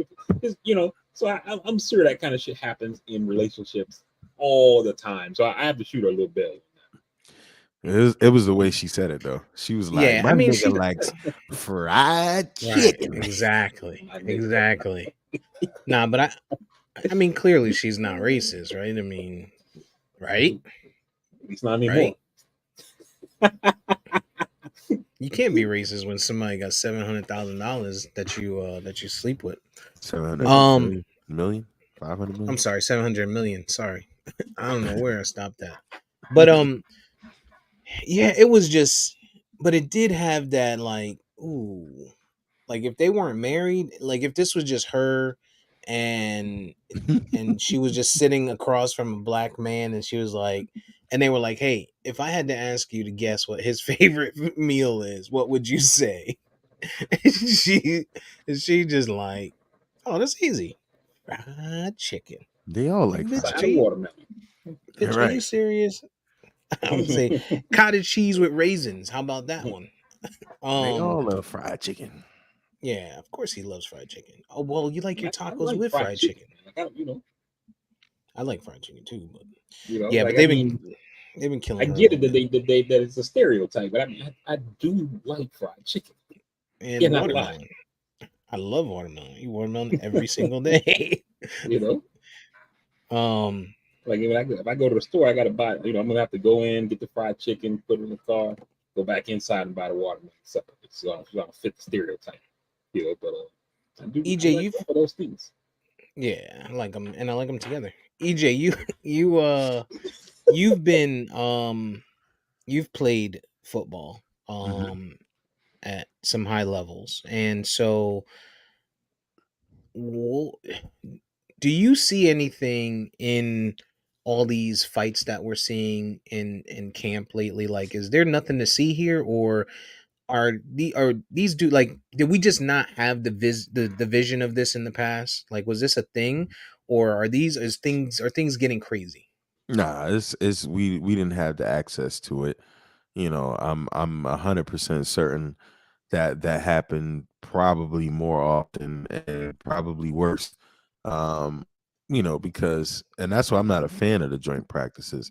When you have guys that are competing against one another, ultimately we're on two different teams. So like VP was saying last week, there's an element of that bloodthirst that kicks in.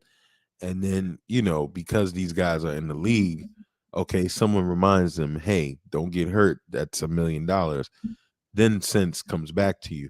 But yeah, I mean, I've never been a fan of the joint practice things. You're gonna have that tension. You gotta remember they're in camp, they're away from families, you know, they're tired of each other. They're tired of this shit. They just want to get shit going. So it's like, I don't like this dude. You're not even from my team. We gonna scrap. And dudes are playing at high levels. They're talking shit. I mean, look at how Diggs talked to his fucking quarterback. Look how he was talking to Dak. I mean, so these dudes, it's vicious out there, man. It's like the program, like wild shit is said on that field. I know I said a lot of wild shit in high school, let alone college. So yeah, it's just how it goes, man. It's just how it goes.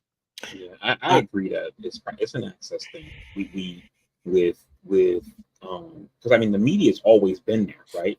But hmm most people aren't reading the sports page of their newspaper, right? Plus, even like think about you, for example, right? Steve, you're a Cowboys fan who doesn't live in Dallas or even Texas for that matter.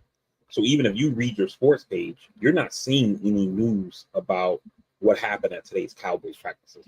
Where hmm now with social media, like you always get on me about stuff I post from beat reporters or whatever who cover the Dolphins. You know what I mean? There's 50 beat reporters. There's 50 guys who got a social media file. There are YouTubers who, Mhm. even though they don't have an actual like media company they work for, but they're doing like daily podcasts on their team, and they're saying, "Oh, this is what so and so's reporting. This is what so and so's reporting. This is what happened at camp. Here's these videos that so and so posted online. Here's and so fans just have more access to it today. But I think it's something that has that's kind of always been happening. yeah, I'm just looking at like the Travis Kelsey smacking a defender on his own team. I'm looking at this video that just came out this past week of Cowboys practice where Micah Parsons looks to have teed off on somebody, which is stupid because they got their helmets on, even though it's the padded helmet. Nonetheless, like, what if you break your hand, asshole? Like, it's just stuff like that. Like, why are you like? And again, right? There may be nothing to it.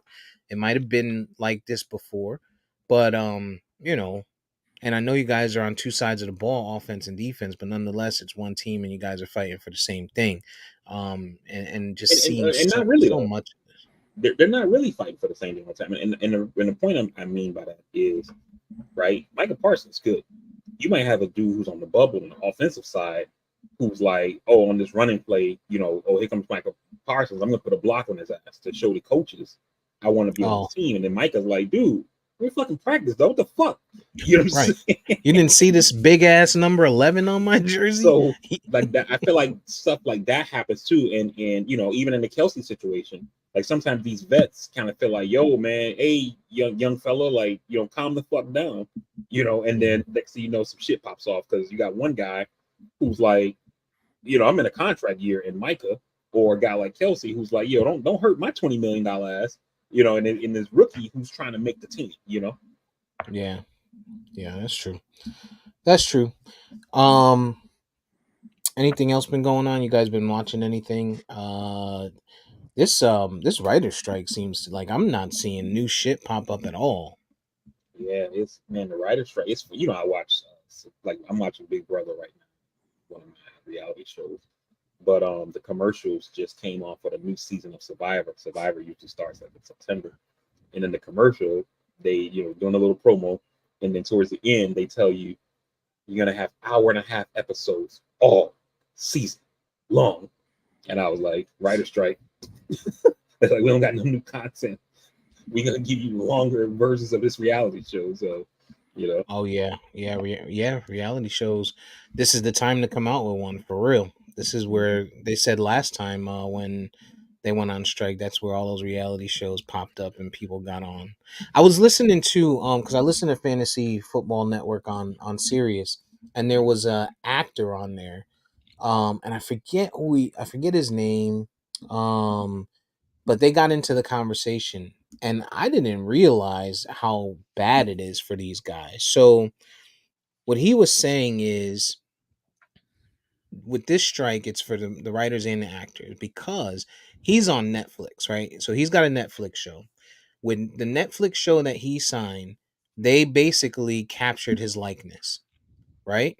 So while you're shooting for us and you're on this show, you can't shoot shit else unless we sign off on it, right? And he said they're not allowing it. They're not letting him go do even appearances anywhere. He can't do a walk on, right? And he says that they shoot this show every 2 years, right? And so they'll shoot now all the episodes, and those episodes will come out, but then they're not shooting again for 2 years. They front load them, they pay them up front. When those episodes come out for that 2 years, they're not getting paid. The residuals, they're not getting paid, the actors, right? So if they agree to, all right, let's do we're going to pay you a million an episode, right? And it's a 10 episode. I mean, granted, 10 million sounds like a lot, which it is, right? But a lot of them are not getting a million episode. um but that's the 10 million stretch over 2 years, and I'm saying, as Netflix, hey bro, you can't go nowhere. If HBO calls you and they give you an offer because this show just went viral, you know what I mean? Nothing. If we make 370 million off of just this show, if we make 5 billion off of this show, you still get your 1 million per episode. And now, because it went viral, we're going to make a season 2, and we surely aren't going to let you take your name and go make money somewhere else. So that was like reality when I was listening to it. I'm like, okay, so you could see that there's some true reason behind this shit. and not just that though. To add on to what you're saying, I read something on the. Actually, I saw a Vox video. I didn't read it, and they had a guy. They had people who were writers who were kind of talking about like how it works for the writers. And this one guy on the, it was like an 8-minute video. He was saying when he first got into the business, he worked on some like smaller shows, and then as his career kind of got better, he got a contract with Law and Order.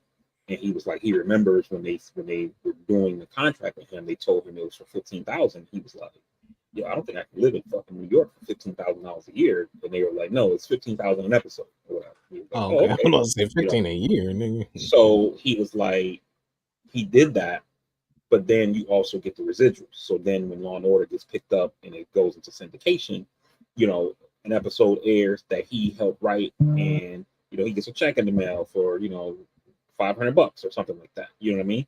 He was like, the problem is now is that TV has changed because of streaming. And so what's happening is when these networks put their shows on streaming, they do get residuals off that, but they only get it one time. So they put the show on Netflix or Hulu or whatever, and then you, as a person who's affiliated with that show, whether you're an actor, writer, whatever, you get one residual check for $1,000 or whatever, and then that's it. Even though a show like Seinfeld or Friends or Law and Order or any of these And other like stream hit shows forever.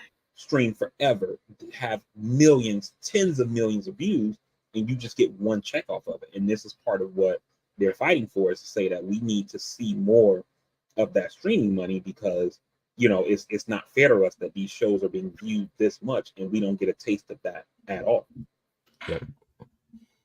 Yeah, I did see that. Yeah, it's nasty. It's nasty, man. You've been watching anything other than Sopranos? Did you guys see the second episode of Hard Knocks? I did not, but I'm asking if I you did. guys saw it.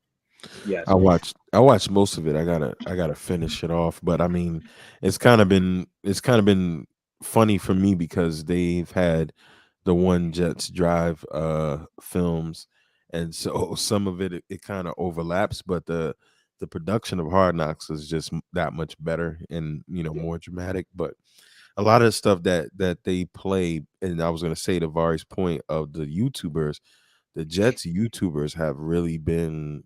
I think I think they're probably the strongest of most fan bases. Those guys, they're at practices, they're showing like footage that they're taking themselves. They're getting a lot of inside information. So a lot of these episodes, a lot of the things that are coming out, it's not like a shock to me. But I got to catch back up on episode 2. I want to watch Winning Time. Winning Time should drop episode 2 today, which is a great series about the Lakers. And Warrior just finished. I don't know if Vari got to see that, but No, that series I haven't saw the finished. finale yet.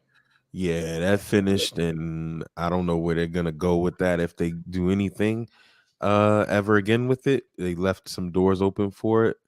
But other than that, it hasn't really been anything that I've been wanting to watch. I've literally been glued to The Sopranos. I've not been able to get off the Sopranos. And for you, Steve, if you haven't seen, or since you haven't seen the second episode of Hard Hard Knocks, Knocks. I can just catch you up real quick. You saw the first episode, right? More dick eating. So imagine the first episode, but the Jets also have a defense. Hey, That's pretty much it. So I saw online, and you can probably clarify this. Online, they were killing Robert Sala, or really not Robert Sala. Robert, is that his first name? yeah. Yeah, Robert. Okay, Robert Solid. I'm not good with first names. Especially Jets first names. They were killing I think him a little bit, but basically Hard Knocks for showing his speech. I guess he made a speech about the coaches not being or putting everything into it, or players, some shit. I don't know exactly what it was, but apparently he made a speech, and they felt like either the Jets should have told Hard Knocks, no, we're not showing this, or Hard Knocks should have, been like, all right, we don't have access to this, because they said it was a little bit rough. No, I Did didn't you? have a problem with the speech at all. Like, essentially what happened is when they went and played the Panthers in the preseason game, the O line, like EJ mentioned earlier when we were talking about them, was not up to par. And he basically was saying to them, we just brought this fucking quarterback in, Hall of Fame guy, but we only go as you go. If you can't protect his ass, then we ain't gonna do nothing. You know what I mean? And he was basically telling them, like, wake the fuck up or whatever, like we got a small window, let's fucking go through it, and I didn't have a problem with that. Like, I didn't see anything wrong with the speech at all. It and hearing that people are reacting to the speech negatively, it kind of makes me think about the story that came out last week about the Washington players talking about Eric Bieniemy, complaining to Ron Rivera that he's too tough on them. And it's like, let me see. You've been in a franchise that's been a perennial loser for the past 30 years. You just brought in an offensive coordinator who's gone to the Super Bowl 3 of the last 4 years and won 2 of them. And you're questioning his coaching philosophy. Like, are you fucking serious? Yeah, this might not be the group for you.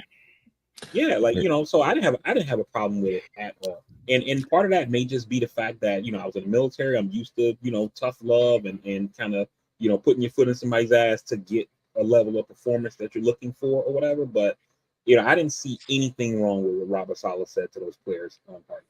It's also the generation that we come from. And I was just saying that to somebody, we come from that generation. We're old enough to have seen our parents in the old school ways, and we're young enough now to embrace the shit that's going on now. But that's part of the reason why the Jets didn't want Hard Knocks there, for this very reason. That's something, a speech like that on One Jets Drive, we would have saw it as fans. Y'all wouldn't even have heard about it. You know what I mean? Y'all wouldn't even have cared about it. And now you're vilifying this guy who's class act of a coach. I still have doubts about him. But you know, he's firing up his team, and what's the problem here? You know what I mean? Like the times are too soft. These players are too soft in a lot of ways. Crying. I didn't even understand why Ron Rivera would expose that the players said that. You know, I didn't see Mm. the method and the madness Yeah. on that. Um, so yeah, it's nasty, man. It's nasty. The media is pretty nasty, and honestly, I hate a lot of the Jets beat writers. I of the major networks and coverage of the New York media, like SNY, Connor Hughes, he sucks. I hate all of those guys. Yo, can I ask a question, DJ? Well, let me ask the question, then I'm gonna give you the reason for it. Mhm. And then you tell me. Like, I'm trying to understand, like, why are you a Jets fan? Because it seems like you hate the owner, you hate the coaches, you hate the beat Nah, writers, you I hate don't the hate the owner. YouTubers, you hate the players. Nah, Like, what I is it don't about hate the Jets you like? I don't hate He the hates the stadium because they're I gonna don't share hate it. the I don't hate the owner. And I like the YouTubers. I just don't like the media people, the main media people. I love the YouTubers. Some of them they get stupid. But I mean, I think Woody Johnson has gotten a bad rap in a lot of ways because you know it's not easy to turn around a franchise that has been bad. We haven't been good since you know the Hess family owned the Jets. But I've always liked the Jets, you know, simply because when I first moved to Long Island, you know, they practiced on Long Island very close to us.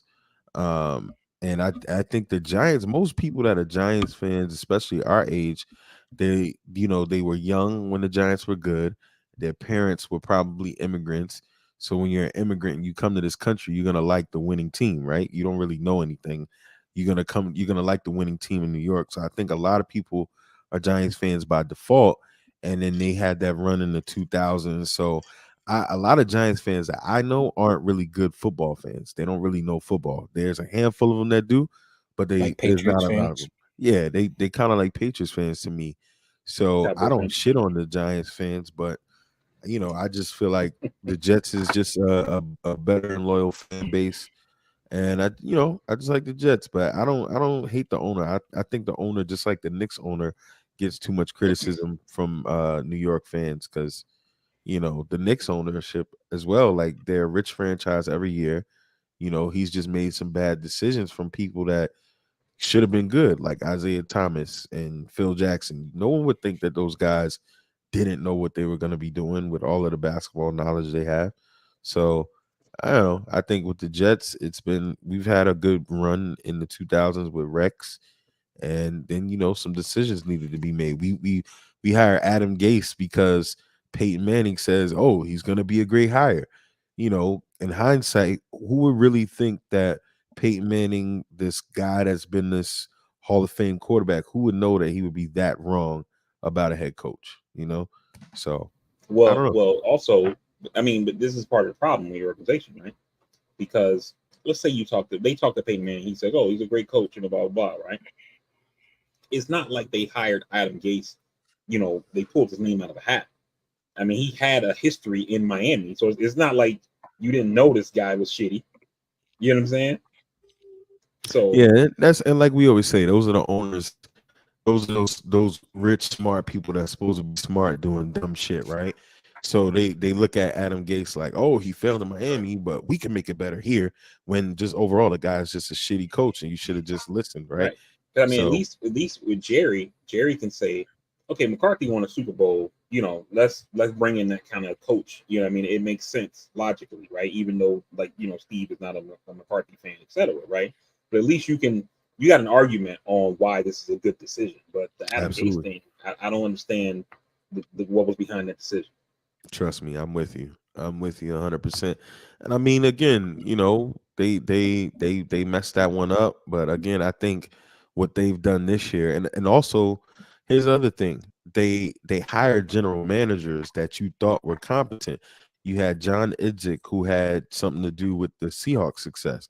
So then it's like, okay, you think you hire this guy? He got it done in Seattle, right? Or was a part of it. He knows what he's doing, right? No, wrong. He didn't. Um, And I think even with that, I think they didn't give him enough time, and it's a lot of pressure to run a team in New York. You don't have the luxury of doing what the Dolphins have done, marketing all of these draft picks, marketing all of these people to get picks, and then waiting over time. You don't have that luxury. Look at Pittsburgh. Look what Green Bay gets to do.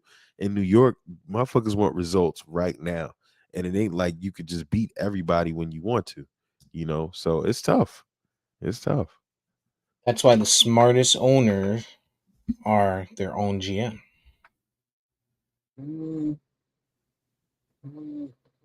Jerry?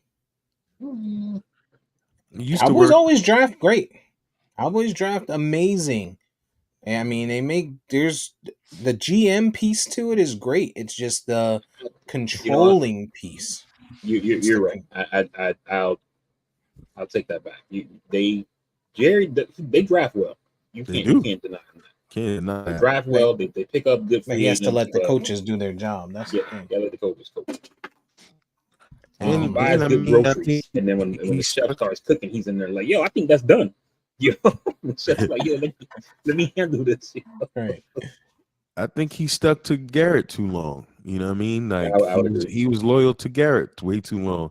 And I think, to your point, bringing in McCarthy, I wanted Mike McCarthy. Mike McCarthy verbalized that he wanted to coach for the Jets. I think the problem was that Joe Douglas looked at Mike McCarthy's track record and could see that Mike McCarthy likes to be a little bit more involved in the GM duties, where in this instance in Dallas, it doesn't hurt him to have that dynamic because Jerry is involved. So Jerry, I could see, would probably have deferred to McCarthy more than Joe Douglas, who's an actual GM and handles things on his own. Didn't want McCarthy to come in there, but I wanted Mike McCarthy for the simple fact that, he has the experience of being a head coach. I think Robert Saleh in some ways is still very much inexperienced, but I think adding Nathaniel Hackett this year with the offensive coordinator experience and head coaching experience is a bonus for him, where he had last year Mike LaFleur, who's his best friend's little brother, no real experience, horrible coach.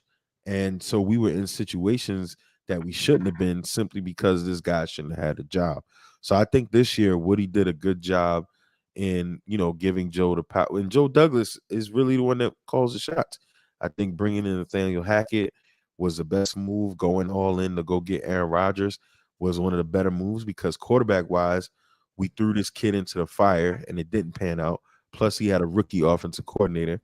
So they basically said, we need to go back to the drawing board, get us a good veteran that can play now, and invest in this kid later.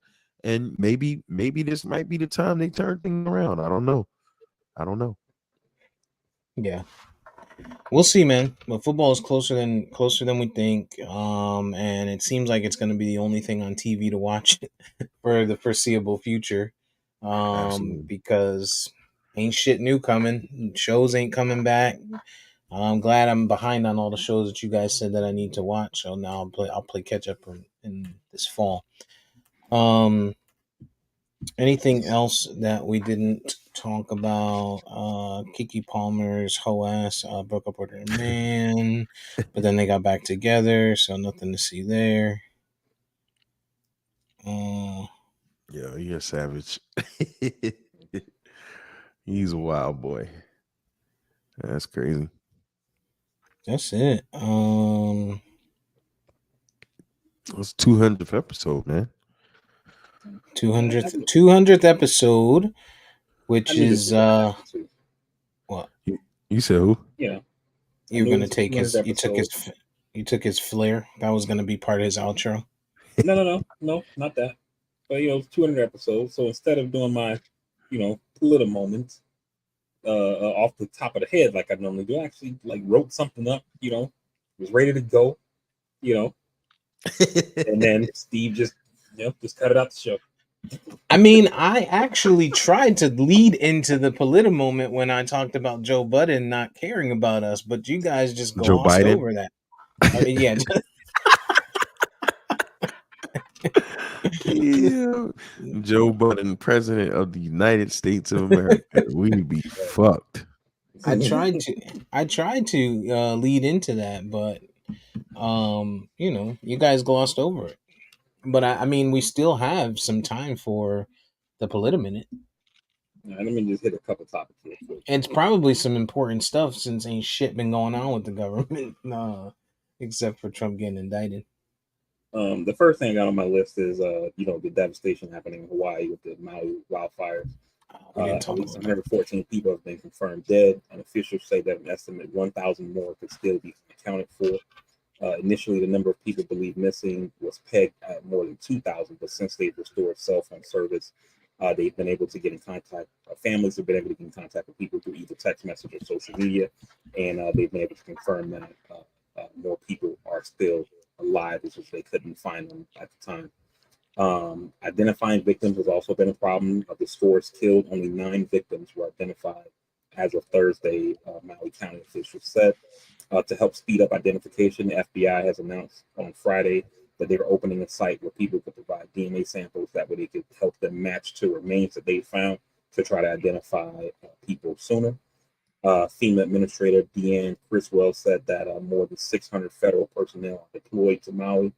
FEMA's also provided more than 50,000 meals, 75,000 liters of water, 5,000 cots, and 10,000 blankets and shelter supplies to county government officials to distribute. And on Monday, tomorrow, President Joe Biden, First Lady Jill Biden, will travel to look at the aftermath and meet with local officials as well as first responders and survivors to kind of get a look at the devastation itself. Joe's isn't he doing something like $700 or something like that per person? I saw something online that I glossed over. I haven't seen anything related to that. I'm not sure. Okay. All right. That might not be true, so I won't spread that. So, but it's crazy with it, man. It's gonna be a while before they recover. And especially Did you mention China? No. Or Japan rather? No. Japan. South Korea and Japan meeting with well, no, Japan were sending some funding. They had a summit in Camp David, trilateral summit, where you had the president of South Korea and the prime minister of Japan had a trilateral meeting with Biden at Camp David this week. China felt some kind of way about that. Yeah. And they say who did they say Russia is? Is it China assisting somebody with nuclear? Somebody's assisting somebody with nuclear development. I feel like it's Russia to North Korea, maybe, but I'm not sure. Yeah, supposedly, I'm not sure. Go ahead. No, I was going to say the other couple things I had real quick is that Trump and 18 allies were indicted in Georgia on RICO charges on Monday for trying to overturn. You said indicted. You said invited to Georgia. Okay, all right, bro. Trying to overturn the 2020 elections. They are facing RICO charges as well as a host of other charges. Some of the people indicted include Mark Meadows, who's Trump's former chief of staff, Rudy Giuliani, Jeffrey Clark, John Eastman, and others. At Fulton County District Attorney Fonnie Willis has said that the defendants have until noon on August 25th to turn themselves in, and she is planning to seek a trial date within the next 6 months and try all 19 defendants collectively. Legal experts have said that 6-month trial date that she's trying to seek is almost certainly not going to happen. But it's her right to seek that date, even though it's very likely it won't happen. And then this week on August 23rd, Wednesday, will be the first Republican debate. It'll be in Fiserv Forum in Milwaukee, Wisconsin on August 23rd. It'll be the first of 3 scheduled debates. The folks who have qualified for the debate thus far is Florida Governor Ron DeSantis, businessman Vivek Ramaswamy, former UN Ambassador Nikki Haley, Senator Tim Scott from South Carolina, and North Dakota Governor Doug Burgum. Others are also within some of the parameters for qualification, but haven't fully qualified. So we're not sure if they're going to be on the stage just yet. There's like polling and fundraising numbers they have to hit in order to make the debate stage. And those folks include Mike Pence, Chris Christie, former Arkansas Governor Asa Hutchinson, the mayor of Miami, Francis Suarez, and former Texas Congressman Will Hurd. Donald Trump hasn't formally announced that he's not going to be at the debate on Wednesday, but it's leaked out that in an interview that he's doing with Tucker Carlson that'll air sometime before the debate, he's going to announce on that interview that he will not attend the debate. Some folks, because they're gonna eat his ass right on up. Right. Some folks think that Trump is planning to actually turn himself in on Wednesday, the day of the debate, to eat up all the news coverage from the debate. I actually think that the smarter move would be to turn himself in on Thursday, so that way any, like Steve said, they're going to beat him traction up on Thursday. Any traction they get gets overshadowed. But we'll see. We'll see what happens. We'll see what happens there. And I think the final thing. Oh, go ahead. No, I was gonna say I think either way he's gonna overshadow that shit either way. Yeah, I agree. The final thing that I had is just on Jimmy Carter, former President Jimmy Carter. His grandson Josh Carter said that you can tell now that we're in the final chapter for Jimmy Carter and potentially Rosalind Carter as well. They announced earlier this year that Rosalind Carter is suffering from early stages of dementia. A spokesman for the Carter Center declined to comment. The grandson went on to say he's still fully Jimmy Carter. He said, I mean, he's almost 99 years old, but he fully understands all the well wishes that he's received, and he's felt the love. He said, although the grandson of the former president told People magazine that it's got to be hard for Jimmy Carter to see his wife lose some of her memories, he know that they experienced everything together. And I think it's a beautiful thing that they're still together. He says they're still holding hands. It's just amazing. Jimmy and Rosalind Carter have been married for 77 years, and they're the longest married presidential couple in the history of the United States. And former First Lady also celebrated her 96th birthday this past week on August 18th. 99 years old, huh? Fuck. He's 99, wife's 96. They done seen everything. Racism, Rodney King, OJ, shit, 21 Savage, 6ix9ine. They done seen everything. Like that's a wide range of shit that you done seen, man. So I found the article I was talking about. Japan, I know it's a drop in the bucket, but Japan's government announced that they're giving $2 million in aid to Hawaii as humanitarian aid and following the wildfires. But while we're there, before we get out of here, people in California need to be safe. Yeah. Hurricane Hillary. I mean, I woke up the other day. I want to say it was Friday, and they said that overnight that motherfucker grew 75 miles per hour, and I don't think that's unheard of. Of course, VP, you've been saying since the beginning of the year that the temperatures are going to cause that kind of massive growth in those systems, and California hasn't seen a hurricane hit them in over 40 years. They haven't been under more than that. It's been 1939 was the last. They have okay, so maybe it was the warning. The tropical storm warning hasn't been in over 40 years, so or watch, whichever it is. But yeah, they're in the path, and if this thing doesn't turn or die down a little bit, man, you think they looting now in Cali? Oof. I would say pick up and go, because they don't have the infrastructure like like we do. They're not built for it. I thought that we would potentially discuss this. I actually already have the National Hurricane Center information pulled up here, and the storm looks like it's making landfall in that part of Mexico. That's like a peninsula to the west side of Mexico. So it's actually weakened a little bit. It's actually a tropical storm right now with sustained winds of 60 knots or 70 miles per hour. So the people of California are going to be spared some due to the fact that this thing ended up making landfall in Mexico. Thanks to Mexico. going up the West Coast. And I mean, if we think that illegal immigration and things like that is a problem just for the things that are happening in Mexico and Central America, etc., that could only make it worse given the potential devastation that you could see from a storm like this. And even for ourselves here in Florida, still with the National Hurricane Center information pulled up, this is something I actually check every day, only because I follow the Miami Herald on Twitter and or X, and they post this stuff from the Hurricane Center every day.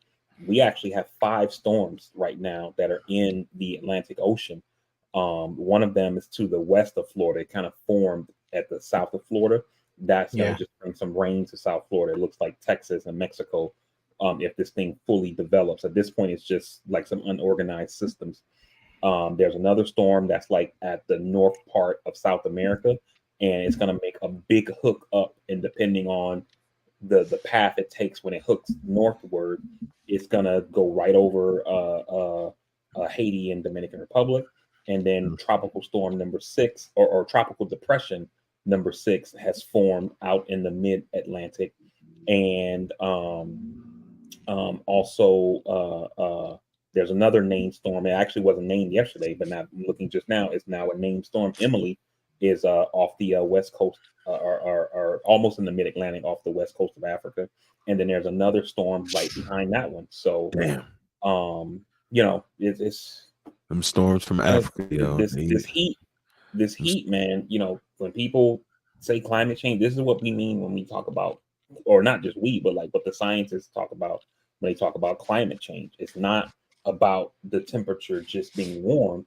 It's about the actual weather and climate changing. You know what I mean? And so, we have 5 storms in the Atlantic Ocean all at one time, and, just from our perspective, EJ, for me and Steve here in Florida, we're seeing insurance companies abandon Florida, insurance premiums going sky high, and if Florida has another devastating storm hurricane season, I'm not sure how people are going to be able to afford to live here in terms of having homeowners insurance, Right. Yeah. When I heard about you guys saying they wanted you to pay a certain amount, like almost like a deductible for stuff, for the catastrophes, that's kind of like crazy, Yeah. that's scary, man. It's definitely scary. Yep. Yeah, That's definitely and scary. I just dropped a link to the thing from the National Hurricane Center, Steve, if you wanted to look at that real quick or whatever. But yeah, that's basically all I have. Man. That storm to the west coast of Africa is scary because that almost always comes to Florida.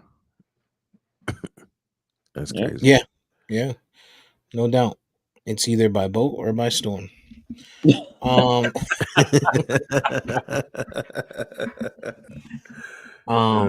Stupid. All right, man. Well, I think that's it. I know we had a hard stop of 12:15, so we're right on par for that.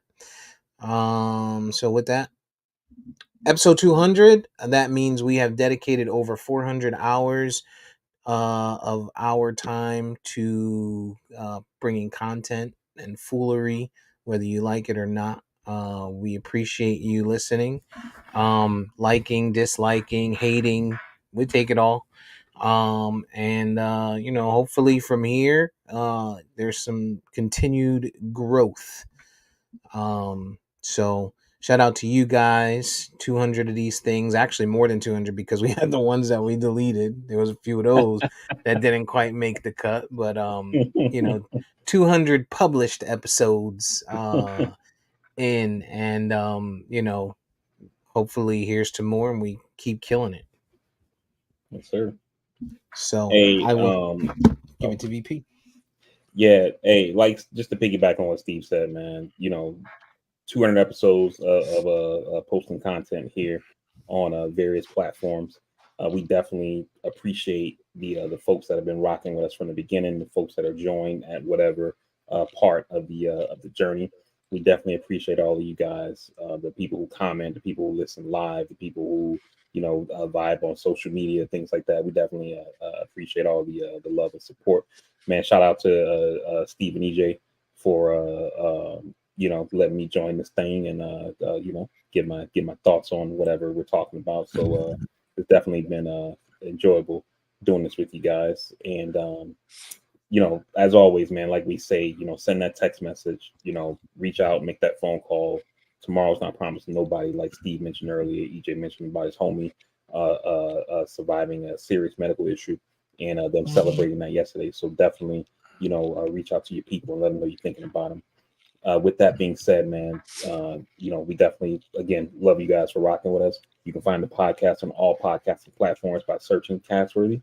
You can also follow us on any of our social media by searching at Catsworthy. On Instagram, it's at Catsworthy_podcast. While you're there, you can leave a like, comment, subscribe, follow, tell a friend, help us grow the audience. We very much appreciate it. And until next time, we will see you guys on the next episode of the Catsworthy podcast. We out. We love you. Peace.